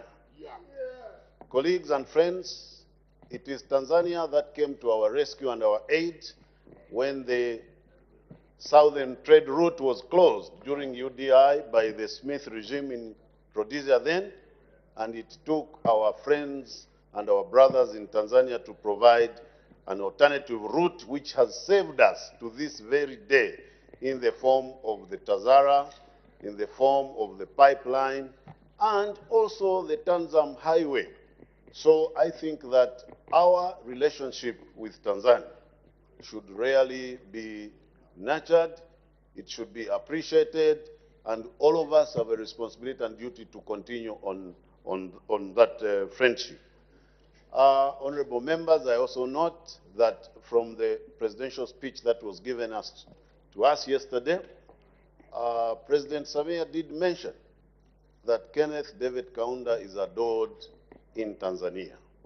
And those of us that have visited some of these countries can bear testimony to that, to the effect that it appeared like an innocuous comment, but to the extent that even the clothing that Kenneth Kaunda wore during his life here on earth is now an international brand. You all heard about how the Tanzanian parliament has now recognized officially what they are calling the Kaunda suit, an example of what I'm wearing this morning. I also note several colleagues in here, including the Honorable Member for Lumezi, wearing a beautiful Kaunda suit, his neighbor there, and many others, Honorable Chitotela, in fact, and Kasauta there. Honorable members, during the tour of the Parliamentary Committee on Health to Tanzania, I was a little bit embarrassed. That's the first time I heard about the way the Kaunda suit. Because I noticed half the members in the Tanzanian parliament were dressed in this kind of attire. And when I asked them, they were surprised that me, who is coming from Zambia, is asking about the Kaunda suit when we should have been the one promoting the international brand. So that is how Kenneth Kaunda and his colleague, Julius Kambarage Kaunda, has made an impression on the African, Nyerere rather, an impression on the African continent to the extent that their lives continue to linger on up to this day. Incidentally, Kambarage is also the name that was given to one of Kenneth Kaunda's children. I'm sure you all know about that. So the friendship was based on deep love. It was based on economic emancipation, which continues today, and that is why our friends in Tanzania have even offered 20 hectares of land to us, the Zambians, for the dry port which they're establishing in Tanzania, specifically reserved for us, continuing on the legacy of KK and Nyerere. Apart from that, they have also, as you heard, that the free period during which they will not charge us has been extended from 15 days to 45 days. As if that is not enough, the president here mentioned and announced that you no longer need a visa to go to Tanzania for up to 180 days. 6 months, honorable members. This is the spirit of the African Continental Free Trade Area, during which, as an African continent, we now wish to promote free movement of people from one African country to another. So these two countries are living by example, and we wish to commend that. And as a member of parliament, all of us, we have a responsibility now to continue on this legacy, which is now being shown by President Hakainde Hichilema and also President Mama Samir. Let me say that as a parliament, we also need to do our part. The presidents, the two presidents have set the tone. Our forefathers started by laying the foundation.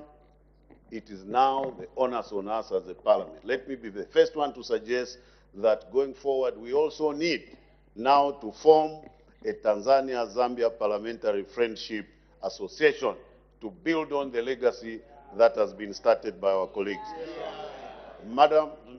Mr. Speaker, I'm really grateful and honored that our president sought a befitting guest to come and visit Zambia in the week of independence. I thank you most sincerely and hope that all of us will promote peace, will promote trade, will promote friendship forever and ever between Zambia and Tanzania. Thank you. The Honorable Member for Kawambwa.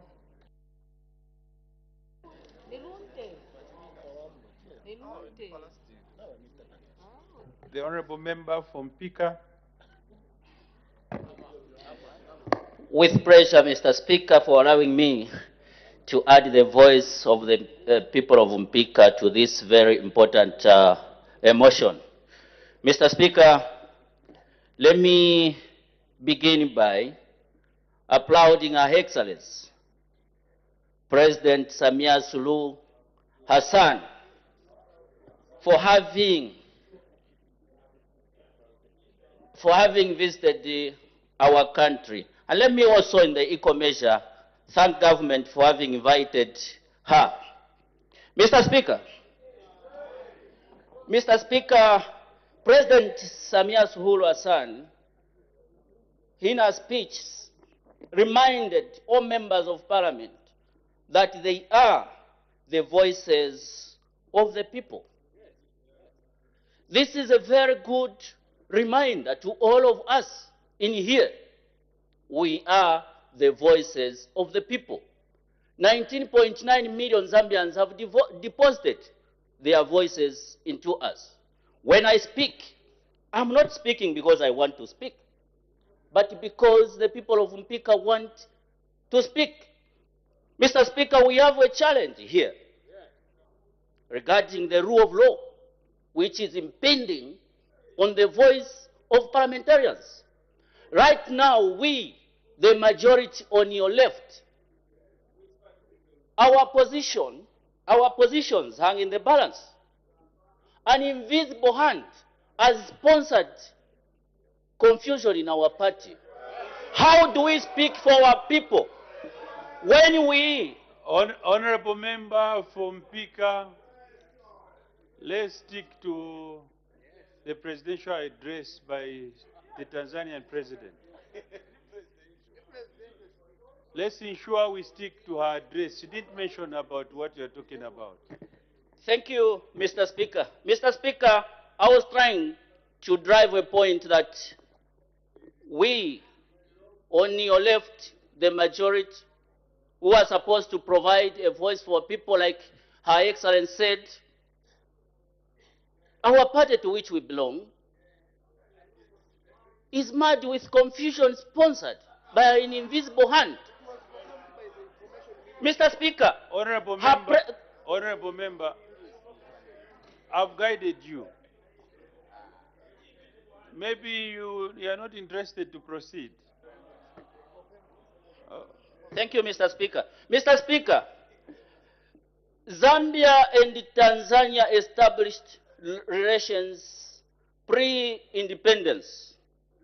Mzee Julius Kambarage Nyerere Kwaheri established a good friendship with President Kaunda, which culminated into the construction of Tazara and Tazama. Mr. Speaker, right now, regarding Tazara, we have heard from our government that there are considerations to concession Tazara to our friends in China. The current scenario of Tazara leaves much to be desired. A company that has the capacity to haul 5 million cargo per annum, it's only doing 4% of its capacity. And we can only hope this government and it's our sister country will expedite the process of concessioning Tazara so that it's fully recapitalized. Mpika houses the Tazara regional headquarters. And right now our youths in Mpika cannot be employed by Tazara because it does not have the capacity. I hope our agriculture minister learned something from his Tanzanian counterpart. Mr. Speaker, the agriculture sector of Tanzania is run by small-scale farmers under a program called Global Agriculture Food Program. It's a very successful story in Tanzania, and 80% of Tanzanians are on that program. The same program contributes 30% to the GDP of Tanzania. Here, we have a program called FISIP, where our farmers share farming inputs in Medas, Boz, and Utumatepe. Mr. Speaker, the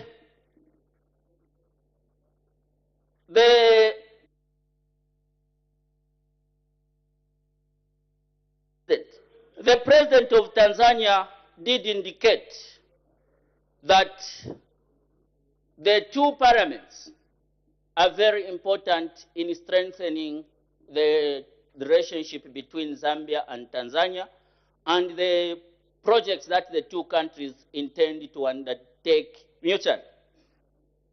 We will support where need be. But in the case, like it is in Tanzania herself, is facing a serious challenge. They have given the Tanzania Port Authority to a Dubai-based company, And Tanzanians have refused. Even here, when we have such a case, like the privatization of roads in the name of PPPP, we shall refuse and we shall object to that.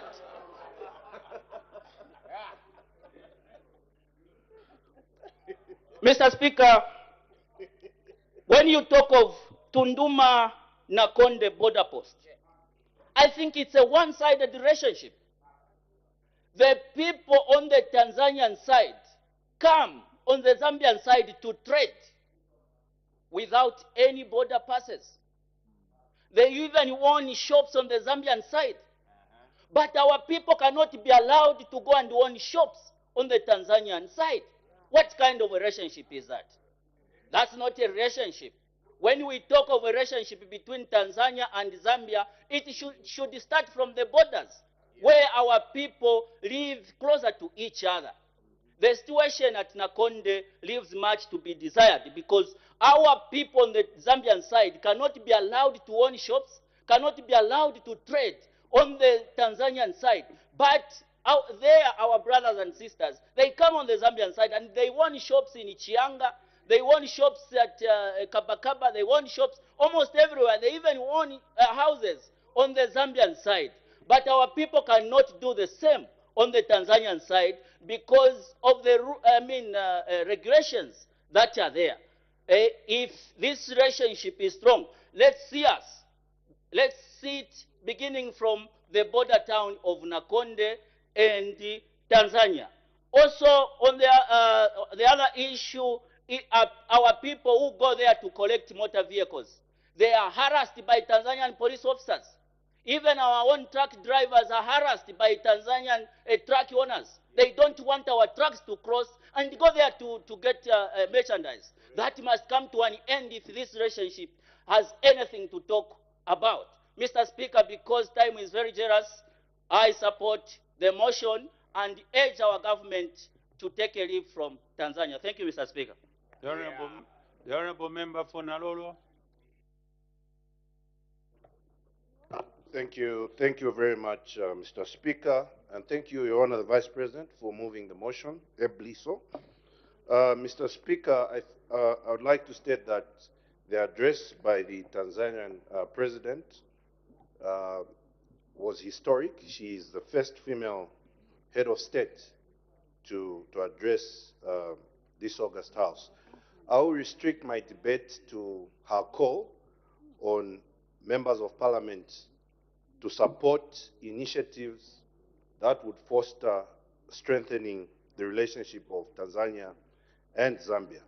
Mr. Speaker, Tanzania, just like Zambia, Tanganyika, and Zanzibar came together to form Tanzania. Just like Zambia, Barotseland, and Northern Rhodesia came together to form Zambia. So we have a lot in common. We have a lot in common, and the relationship between His Excellency Dr. David Kenneth Kaunda, the late, and Mr. Julius Kambarage Nyerere explains to this. Mr. Speaker, I would like to agree with the President of Tanzania that we need to address the bottlenecks on the Tunduma Nakonde border, and it is very important, Mr. Speaker, that this Parliament should support any appropriation in terms of resources that go towards cementing this relationship.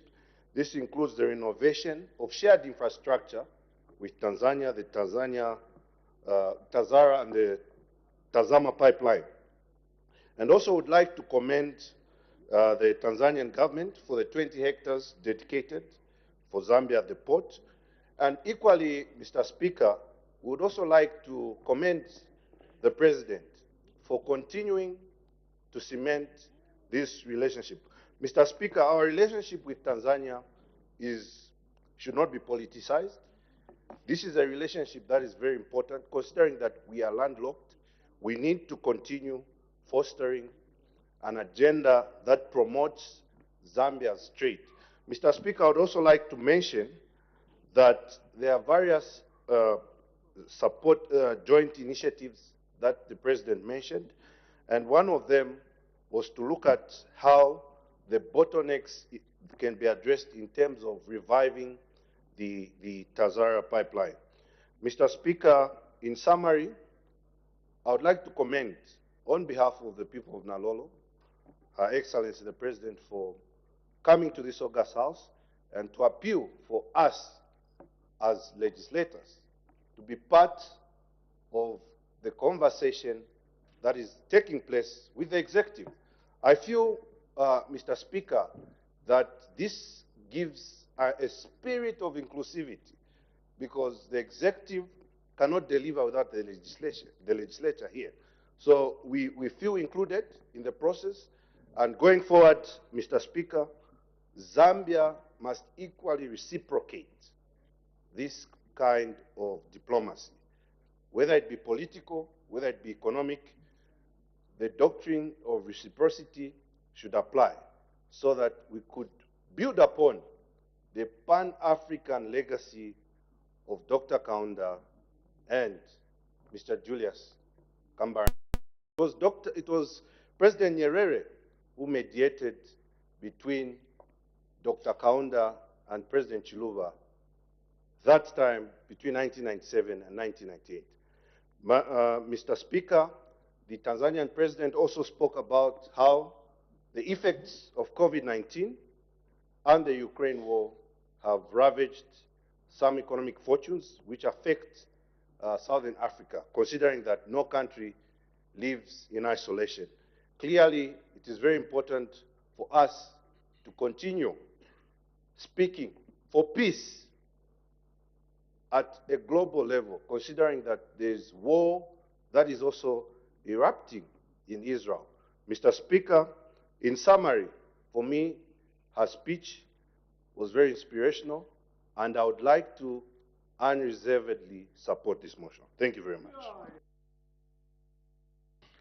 The Honorable Minister of Local Government, Housing and Rural Development. Just a point of correction, Mr. Speaker, is local government and rural development. Thank you. To thank you, sir, for the opportunity for me to debate Her Excellency Dr. Samia Suluhu Hassan's speech, and also to thank Her Honor the Vice President for ably moving this motion, for us to make comments on very, very brief but important inspirational delivery. Mr. Speaker, the President of the Republic of Tanzania was very clear about the advocacy Honorable for swift Minister, reforms. there's a point of order that has been raised by Honorable Member for Rumeza. Mr. Speaker, I raise on a very serious point of procedure and practice of the House that ordinarily ministers would make submissions to any motion when members have debated this particular motion. Unfortunately, what we're witnessing is that even when the President of the United People's Republic of Tanzania said that members of Parliament represent the people, members have not debated to this motion, and honorable ministers have been called upon as a sign of a closure to this particular debate. Mr. Speaker, I seek your serious ruling. On the contrary, Honorable Member, that is not true. On this specific motion, Her Honor the Vice President to respond on behalf of the Executive, thereby making ministers eligible to contribute in their debate. So there's nothing wrong. I know you are used to other motions that come on the floor of the House. This one is peculiar, Honorable Member. We are learning. I know we'll keep learning. Thank you. The Honorable Minister. Thank you very much once again, Mr. Speaker. I just finished thanking Her Honor the Vice President and indicated that the President, Our Lady, did make a submission about the historical ties between our country and Tanzania, making specific reference to the revered two individuals, Dr. Kenneth David Kaunda, the first Republican president of Zambia, and Mwalimu Julius Kambarage Nyerere, the first president of Tanzania. She also indicated her strong advocacy for the swift reforms of the Tazara railways to foster more strong trade cooperation between our two countries and to improve it as a gateway into the market and also for us to receive things that we are not able to produce in this country. Indeed, she also spoke about the Tanzania-Zambia Mafuta pipeline, which was also another relief for this country at the time our forefathers decided to establish it in order to ease the challenges that are associated with transportation of oil. She was very clear that the Tazara is operating at 4%, carrying only about 210 metric tons of cargo, which particular infrastructure has a capacity of carrying in excess of 4 million metric tons of cargo per annum. The Tazama pipeline, Mr. Speaker, we from Zambia are living up the dream by having rehabilitated, most recently, the Tazama pipeline in order for it to be of more use to us, considering that the escalating cost of the much desired fuel in our country and also world over. I heard some comments regarding the Tazara, and I want to say that at the time we got into office, Mr. Speaker, the Tazara company on the Zambian side had been actually coming in from the code, because it is at the time that we took office that we managed to pay all the salary arrears for Tazara, and the issue of the Tazara employees not being paid had been something that we even brought a motion here when we were in opposition to try and revitalize and give hope to that particular installation. The President asked for us as members of Parliament to give support to the government initiatives in order for us to live our duty of representatives. She was extremely clear that the role of a parliamentarian, Mr. Speaker, was to give support to the government on project implementation by giving these projects political backing. This to me was a statement that sunk very well, because we from the UPND have decided to involve members of parliament more deeply and more hands-on in our developmental programs using the program that sits in my ministry called the Constituency Development Fund. It is a fact that while the President indicated that we must, as much as possible, play our role to support the budget and also garner some community buy-ins from our electorates, the situation here has been a bit different. That people who had only a paltry 1.6 million kwacha to expend on their constituencies and now have been given 30.6 million kwacha are still arguing. And they are still arguing and losing sight of the fact that this is a platform for them to entrench themselves and leave a legacy that will hold and keep their names in the annals of history after they are long gone. It is a fact that today members of parliament have real work to do in the Constituent Development Fund budget line. That is a fact. And only that MP who may actually just be negative and completely negative is not going to give support to this government program. The President also, Mr. Speaker, was very clear about how she wished for our peoples on the borderline to carry on and develop more friendlier attitudes among themselves, because our border was porous. There are some relatives who live on one side of the border, and others who live on the other side of the border because they are not marked by physical features. In the case of Nakonde and Tunduma, people move freely around those borders, and sometimes it's difficult to even tell who is a Tanzanian and who is a Zambian. Mr. Speaker, the President requested us to give support to the brother. She called him the brother, Mr. Hakainde Hichilema. And so at this juncture, I think it is only befitting that we focus on the fact that she came under invitation of a serious individual. And the selection of the guests to come and grace the 59th independence celebration could not have been any better than the lady who came to address us yesterday. And so I want to congratulate the President and encourage him that keep your eyes on the ball, Mr. President. Those of us who believe in your dream are going to continue to soldier on to change and transform the living conditions of our people.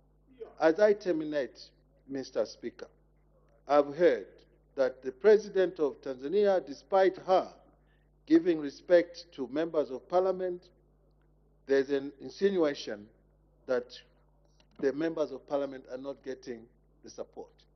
I would like to end by saying, as a man lives, so shall he die.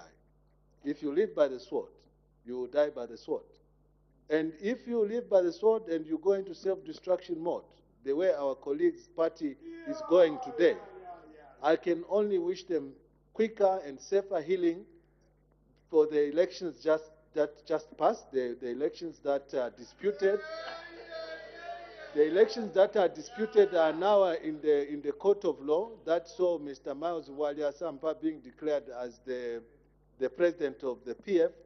But since we are not party to that, we have no option but to just congratulate the colleague. Order. There's a point of order by the Honorable Member for Chinsali. Thank you, Mr. Speaker. Mr. Speaker, I have gotten concerned with the manner we are proceeding as a House. Looking at the practice, every time we pick the people to debate from the council when they indicate, I may understand that there may be lists from the UPND and from the left, the PF. But I've noticed the honorable member for Lumezi has been jumped over 4 times without understanding the rationale which has been used to jump him and not to allow him to debate. I find that unfair because when he was applying for adoption, he faced mistreatment. That's why he has come here as an independent. Now, should he be mistreated also in this House by not giving him a chance to debate? I find that unfair, Mr. Speaker. So, Mr. Speaker, my point of order is that is this House in order to continue presiding in this matter, to continue proceeding in this line, Mr. Speaker? I thank you. Thank you. Thank you for your point of order. To start with, you, the honorable member who's raised that the point of order, you're out of order. Because the point of order you've raised is against the chair who's responsible in choosing who to debate. So your rules that govern you as a member of parliament here don't allow you to do as such. Apparently, I should further guide you that the independent whip availed a list here. And Honorable Member for Lumezi is among the debaters. So at times, and the PF has also availed a lift, so has the UPND. So the order of precedence that has been laid is that it's the last debate amongst the independents. At times, it doesn't augur well to be very, at times it's better to play it that way, At times, if you want to show that, you'll be looked at, so it's better to be modest, especially when you are amongst your colleagues. That helps, That has helped me and has landed me to where I am today.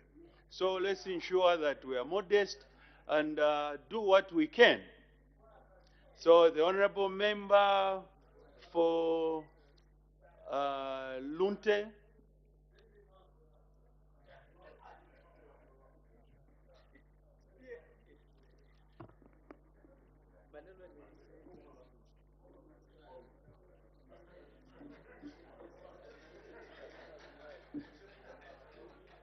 Mr. Speaker, I want to be modest. Mr. Speaker, a picture is worth 1,000 words, says the Englishman. A picture which will endure for many years in the minds of those who heard and saw the President of Tanzania speak to the nation through this assembly. A picture of respect that she offered even after she was coerced to take a seat and still said, no, I need to respect the honorable members. Yeah. Mr. Speaker, a president invited by another to come to the nation and spends 4 days. Even though when she invited the same president for 2 days, he only spent hours and came back. Mr. Speaker, respect demonstrated to the nation. I benefited from her discourse. I hope the Zambian people benefited from her discourse. Mr. Speaker, most of the achievements spoken about, the Tazara, and all those came out of challenges that the Zambian people faced. And they sought a friendship which could solve their problems. The BSA problems in the southern part of our country restricted our trade. The hell run on the other side was really hell. So Tazara was born. Today, the Zambian people are hungry. This is a problem. Today, the Zambian people are feeding on imported meal. This is our problem. Mr. Speaker, we need to draw on the wisdom of the Tanzanian president to solve our problems today. We need to draw on the wisdom of the president of Tanzania to solve our problems, Mr. Speaker. There's a point of order. Thank you, Mr. Speaker. I rise on point of order number 65B, Mr. Speaker. Is the honorable member in order to stand up and mislead the nation that Zambian people are fed on imported meal? When all the meal that the Zambian people are being fed on is which they produce themselves from their fields, they sell it to the millers in Zambia, and Zambia National Service, which has been very instrumental to reduce the price, and we take it to shelf life. Is he in order to stand and lie on the floor of the House that Zambians are eating imported meal? I seek serious ruling, Mr. Speaker. Thank you. The honorable member for Lunte is out of order because the Minister of Agriculture has been on the floor severally, indicating that we have sufficient food stock currently, and that will not import unless otherwise. He has been on the floor of the House. So let's avoid misleading the public, and let's just stick to the presidential address. Other than politicking, you may continue.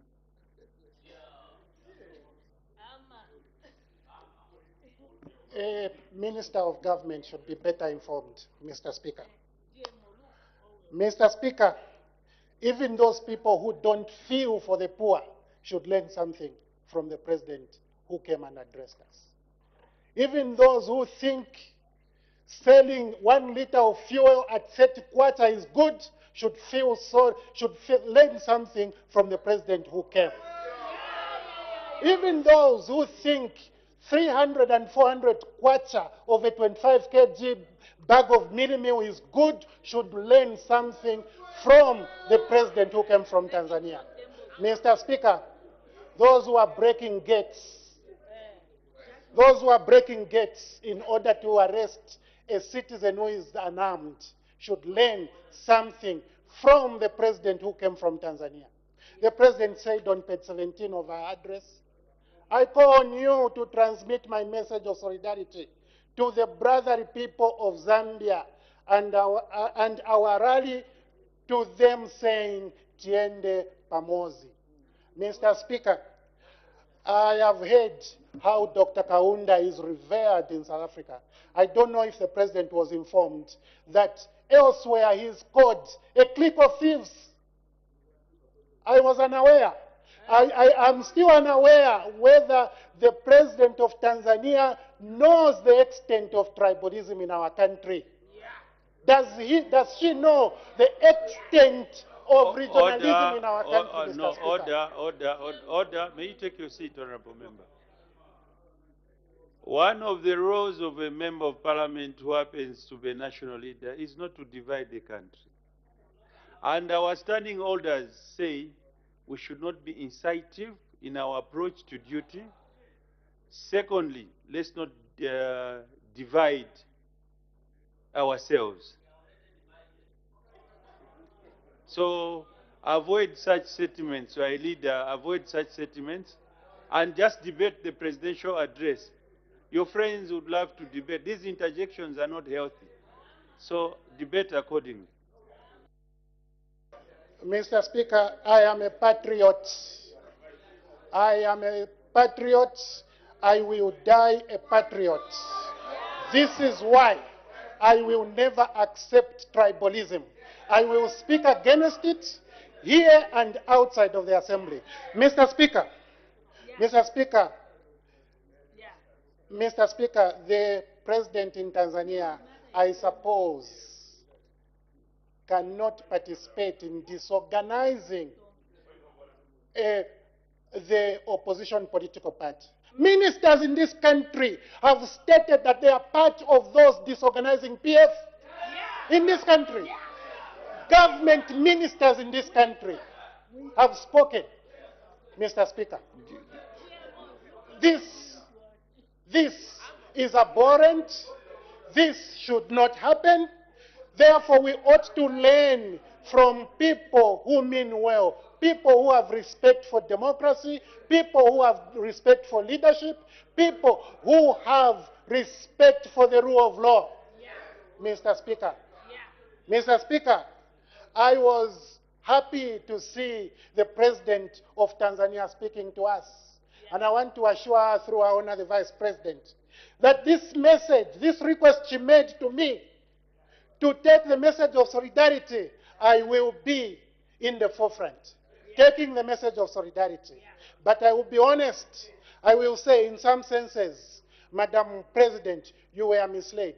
Because if you knew how KK is looked upon now, you could have not demonstrated how much he is revered in South Africa, in Tanzania. Mr. Speaker, I call on you to transmit my invitation to the Zambians to trade in Tanzania. Let us not treat this opportunity like we have done in Namibia, where just because it is this particular businessman, you go and disorganize the portion of the port that he was given to develop. Every Zambian should be given an opportunity. Or it's in Dambo? Every Zambian, Mr. Speaker, should be given an opportunity to be able to flourish.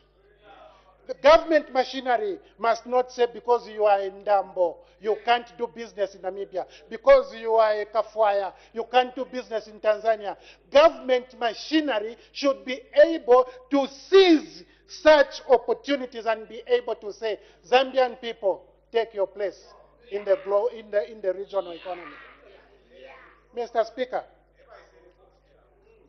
Speaker, those who are talking about me having closed the post are dreaming, Mr. Speaker. But let me be clear as I conclude. I do think that the Tanzanian president cannot make illegal appointments like we have seen in this country. Overage Auditor General appointed, justified by the highest positions in the land, even on the floor of the House. And you say this is a government which actually upholds the rule of law? Mr. Speaker, it is embarrassing for government to contract illegal audits and start failing to pay them on account of details contained in those audits. Mr. Speaker, I think that the madam who came has a lot to teach us for this country to be better. Order. Mr. Speaker, I thank you. The Honorable Member for Lumezi. Mr. Speaker, permit me to thank you most sincerely for permitting the voice of Lumezi to support the motion of thanks. And Mr. Speaker, permit me to mention that the visitation by Her Excellency to come and address us was timely as it came when Zambia was celebrating 59 years of being independent. Mr. Speaker, in the near future, when the August House receives a visit of that magnitude, should first of all be given an opportunity to have a tete-a-tete with opposition members of parliament, so that the information that is shared on the floor of the House is not only misleading but factual. Mr. Speaker, on page 3 of her address to us, she was very eloquent and clear when she said, I would like to congratulate all the honorable members of the House. She did not say UPN, the honorable members. She did not say the PF. She did not say the PNUP. She did not say the independents. She congratulated the House. Had she known that when members raise matters of urgent public importance, they are rarely admissible, not because they do not understand the criteria used to raise a matter of urgent public importance. Had she been oriented before addressing the House that members of parliament rarely are allowed to make submissions incomplete, she wouldn't have spoken to us in that fashion. Mr. Speaker, Her Excellency's speech spoke to so many things. And one thing that attracted my attention the most, Mr. Speaker, was her levels of humility. When her own aide-de-camp walked to her to say, can you take a seat as you address the members of parliament, she refused and said, look, how do I sit when I'm addressing honorable members of parliament? We are being appreciated by people from foreign land, and we are being ridiculed, called all sorts of names by this regime that thinks that when you deregister a name of an organization, then you have deregistered human beings. You cannot deregister a unity of purpose of people. You cannot deregister an association of people. You can do that on paper, but you cannot deregister my relationship with MP for Petauke. It is not possible. Mr. Speaker, her levels of humility took me across the rivers of Lusangazi in Lumezi. Her levels of humility took me across the rivers of Kariba Dam. Her levels of humility, Mr. Speaker, took me across the river now. Mr. Speaker, had the African Union Charter permitted the Zambian people, or indeed the African people, to be swapping presidents, I would have chosen President Suluhu Hassan. I would have chosen President Suluhu Hassan to be my leader because of the levels of humility. Mr. Speaker, the levels of high humility to lead is second to none. Mr. Speaker, ordinarily in my culture, men lead, but very rare will I support a woman to lead, and that's one woman that I'm comfortable to follow. You will not hear the brutality that we've gone through under the banner of saying we've brought about the rule of law. Which rule of law? A rule of law that allows you to come and break my house when I'm not armed? A rule of law that only allows 15 Zambian police officers from one region to be arresting all political matters in this country? Mr. Speaker, which rule of law? Without shame, to even infuse in people from the north, the east, west, south, and constitute that crack squad to be arresting politicians. You've only picked people from the same region, and they're known, and they're only 15, and then we say rule of law. Can we have shame? What I saw in the President of the United People's Republic of Tanzania is indeed what the Arabs say leadership is an amana. It's a trust from the people. The people can withdraw it or can give it back to you because it's a trust. Mr. Speaker, had she known that as she was addressing us here, Sean Tembo's house, because he's from the east, was being broken into by a 15-inch hammer. Mr. Speaker, this, had she known, she was not going to speak the famous quote of Kenneth Kaunda of saying, Tiende pamozi, which in Swahili they say, Ujamaa. Where is Ujamaa in this nation today? Mr. Speaker, we're failing to do a constitutional amendment because we cannot move together. Our failing to move together is not because Mao Sampa is a defunct president of the Patriotic Front. It's because we have failed to unite in this house. That's the truth. But what the president was subjected to, or those that had oriented her before she addressed us, fed her lies. And she spoke to us not having been well informed. Mr. Speaker, can you imagine? Last year, we were told in here, when maize was stolen by a district commissioner in Lumezi, that the DC was fired. It never happened. Last week, we had a disaster in Lumezi. Millimilk delivered 50 bags. A DC again steals another 15 bags of millimilk. Honorable member, don't talk about people. May you take your seat? Don't talk about people that can defend themselves. If you've got rivalry between the two of you, this should not be a point of settlement. The DC is in Lumezi, so why do you talk about him here? So just concentrate on the presidential address. That's what our interest is all about here. Mr. Speaker, how I wish you knew that the new DC, I have never even met him, but I know 15 bags of milimi went missing.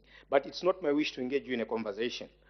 Just to wind up, in the interest of time, Mr. Speaker, this is, we are here to represent the people. I hope every member in this house, even the support staff, starting today, will not curtail our debates. Allow us to speak freely. If those are opposing us, let them oppose. Don't defend them by saying it doesn't qualify because they're showing their incompetences. Mr. Speaker, I thank you.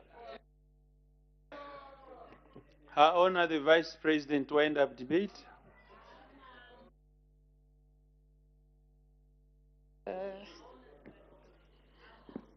I hammer you, my daughter.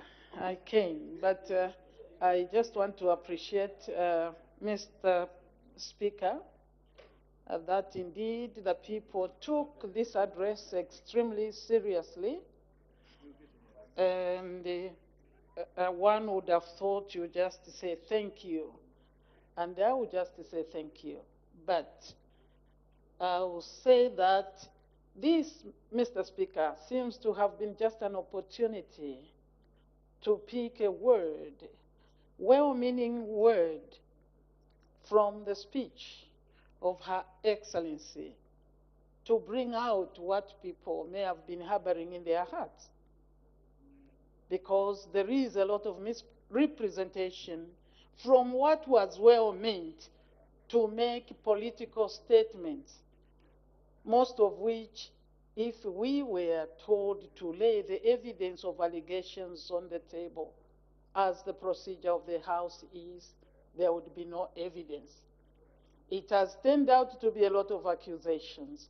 But it shows, Mr. Speaker, that the President really brought out issues that if we wanted to be positive, we could have been positive in this House. I don't think that I would want to repeat words that have been used during this address in the House. But I do agree that this House is supposed to work to bring unity.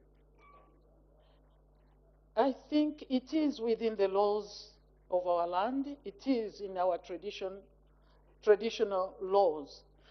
The words that you speak, you become the owner and you are the disseminator.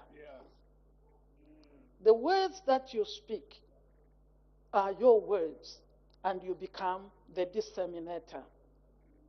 Because you can't stand and as a leader continuously hammer on the negative and allege division in the manner that we do. Our role as leaders that have been elected is to ensure that we can speak a kind word of unity. Because in your speech, somebody will catch that beautiful spirit of unity, not to bring, outright on the podium. There is a person somewhere who doesn't even know what you're talking about. And when you bring issues, Mr. Speaker, in the House, or for example, appointments that you have heard about, that are not before you, that you don't know, then we really are debating a lot of things. But colleagues, honorable members, I want to thank you that you did listen to Her Excellency, the President of the United Republic of Tanzania, who really spoke the things that are supposed to leave us united. And we will follow through. We will ensure we follow the path of our founding fathers, the relationships that they built, the friendships, the development projects that they built on, and I'm sure you are following, even from here, those who may want to exchange presidents. I think you have heard, even before she came, that we are working together with Tanzania to ensure that we can revamp and expand the projects that our forefathers began, because we hold them dear and they were on the right path. They didn't stand here and make statements like we are doing. We have a duty, honorable members, to bring love and unity to this country. That is my duty. Thank you so much. We appreciate what you have said. If it is not true, it is in your heart. Thank you. Yeah. I put the question. The question is that this House places on record its thanks to Her Excellency Samia Suluhu Hassan, President of the United Republic of Tanzania, on a special address to the House. As many of that opinion say aye, of the contrary say no, the ayes have it. The question is resolved in the affirmative. The clerk will now read the orders of the day. Supply motion of 29th September 2023, resumption of debate.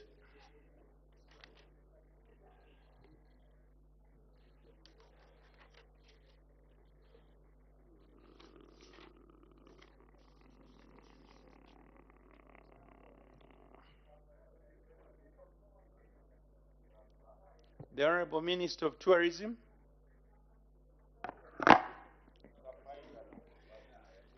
Thank you very much, Mr. Speaker. Mr. Speaker,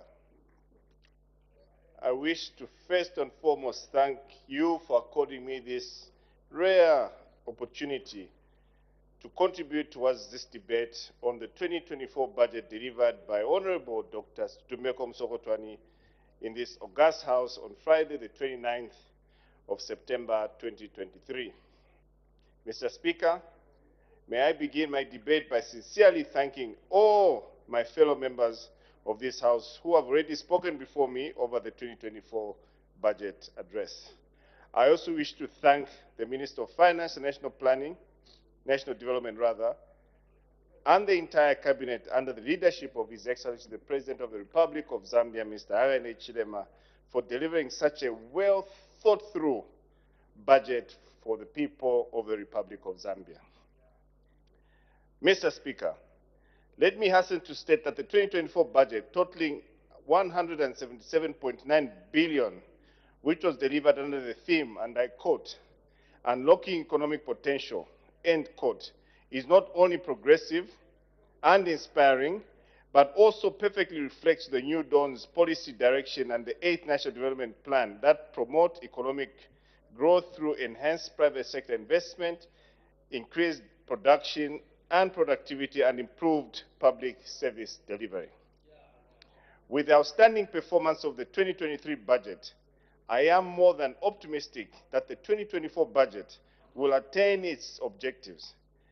There is now stability and certainty approved to our economy as a result of fiscal discipline, debt restructuring, and a conducive business environment that has been created.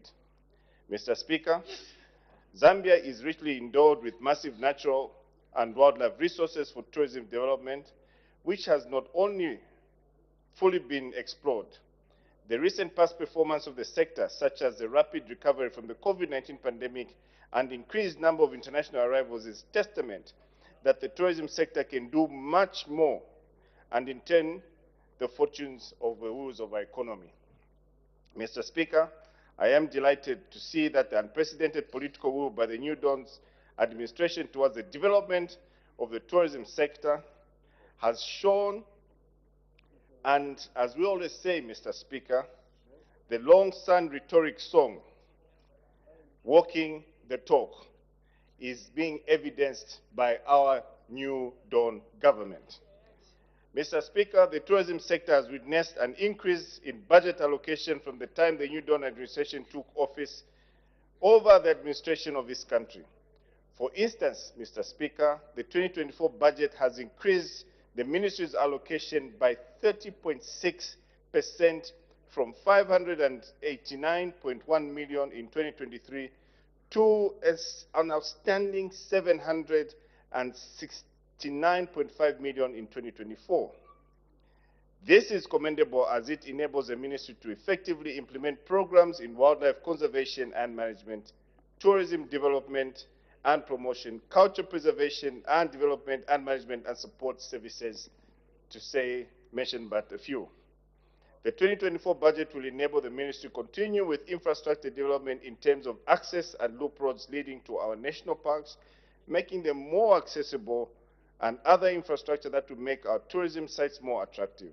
As mentioned by the Honorable Minister of Finance and National Development, our focus areas for 2024 will be the Liuwa National Park in Western Province, the Kasaba Bay in Northern Province, and the source of the Zambezi River in Northwestern Province.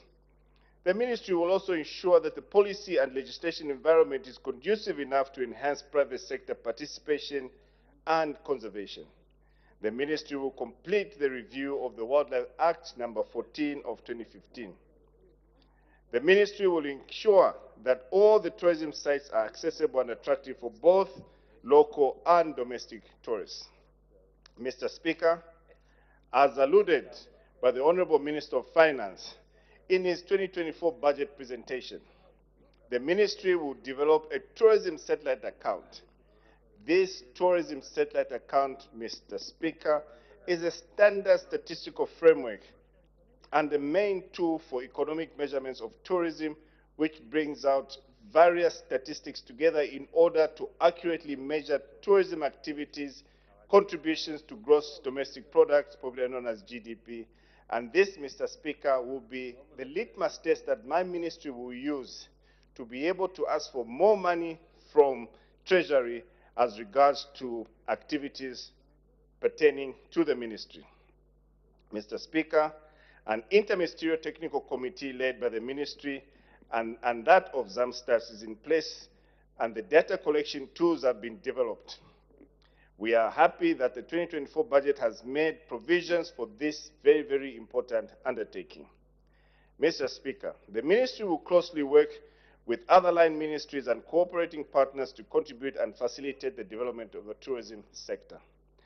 As a ministry, we are delighted to the increase in the budget allocation into other key areas that affect tourism, and the increase in the Constituent Development Fund and the Social Protection Fund is expected to spur development at the community level and improve the livelihoods of our people. Further, Mr. Speaker, the increase in the allocation towards infrastructure development such as roads, airports, among others, is a plus in the sector that will enhance connectivity in our tourism sites. Mr. Speaker, let me conclude by stating that the 2024 budget is indeed very progressive as it seeks to promote the much-needed private investment that will translate into more jobs and economic growth. The New Dawn government is very emphatic and is ensuring that private sector this time around takes the lead role in driving the agenda of our economy. Therefore, Mr. Speaker, I wish to unreservedly support the 2024 national budget and request all well-meaning members of this House to support it. Mr. Speaker, I thank you.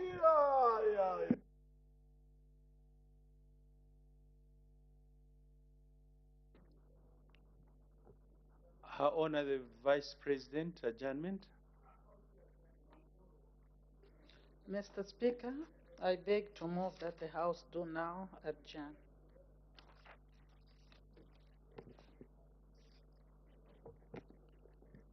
The question is that the House do now adjourn.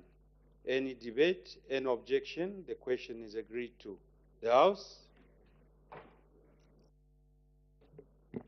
is now adjourned.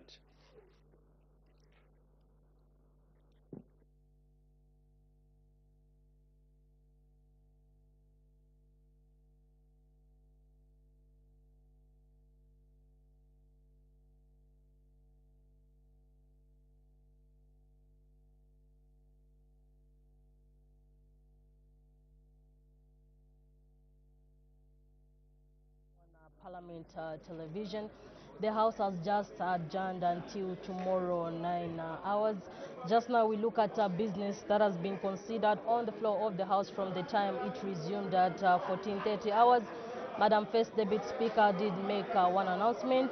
She recognized the presence in the public gallery of pupils as well as teachers from Literacy School, Chilanga District, Shalom School, Lusaka District, and Monze Boys Secondary School, Monze District. And so on behalf of the National Assembly of Zambia, Madam First Deputy Speaker warmly welcomed the visitors to the National Assembly. Thereafter, Madam First Deputy Speaker permitted the Minister of Health, Honorable Sylvia Maseo, MP, to render a ministerial statement on cholera outbreak situation in Zambia. The directive followed a matter of urgent public importance that was raised by Mr. Anthony Mumba, the Member of Parliament for Kantanshi Parliamentary Constituency, on Thursday, 19th October 2023. The Minister stated that government through the Minister of Health is responding to outbreaks of cholera in Lusaka and Ansumbu district of Zambia, and further stated that the multi-sectoral response teams are putting in place various measures to avoid the spread as well as the importation of cholera from neighboring countries, some of which are currently experiencing outbreaks. The minister did say that Zambia has had a number of cholera outbreaks in various parts of the country this year.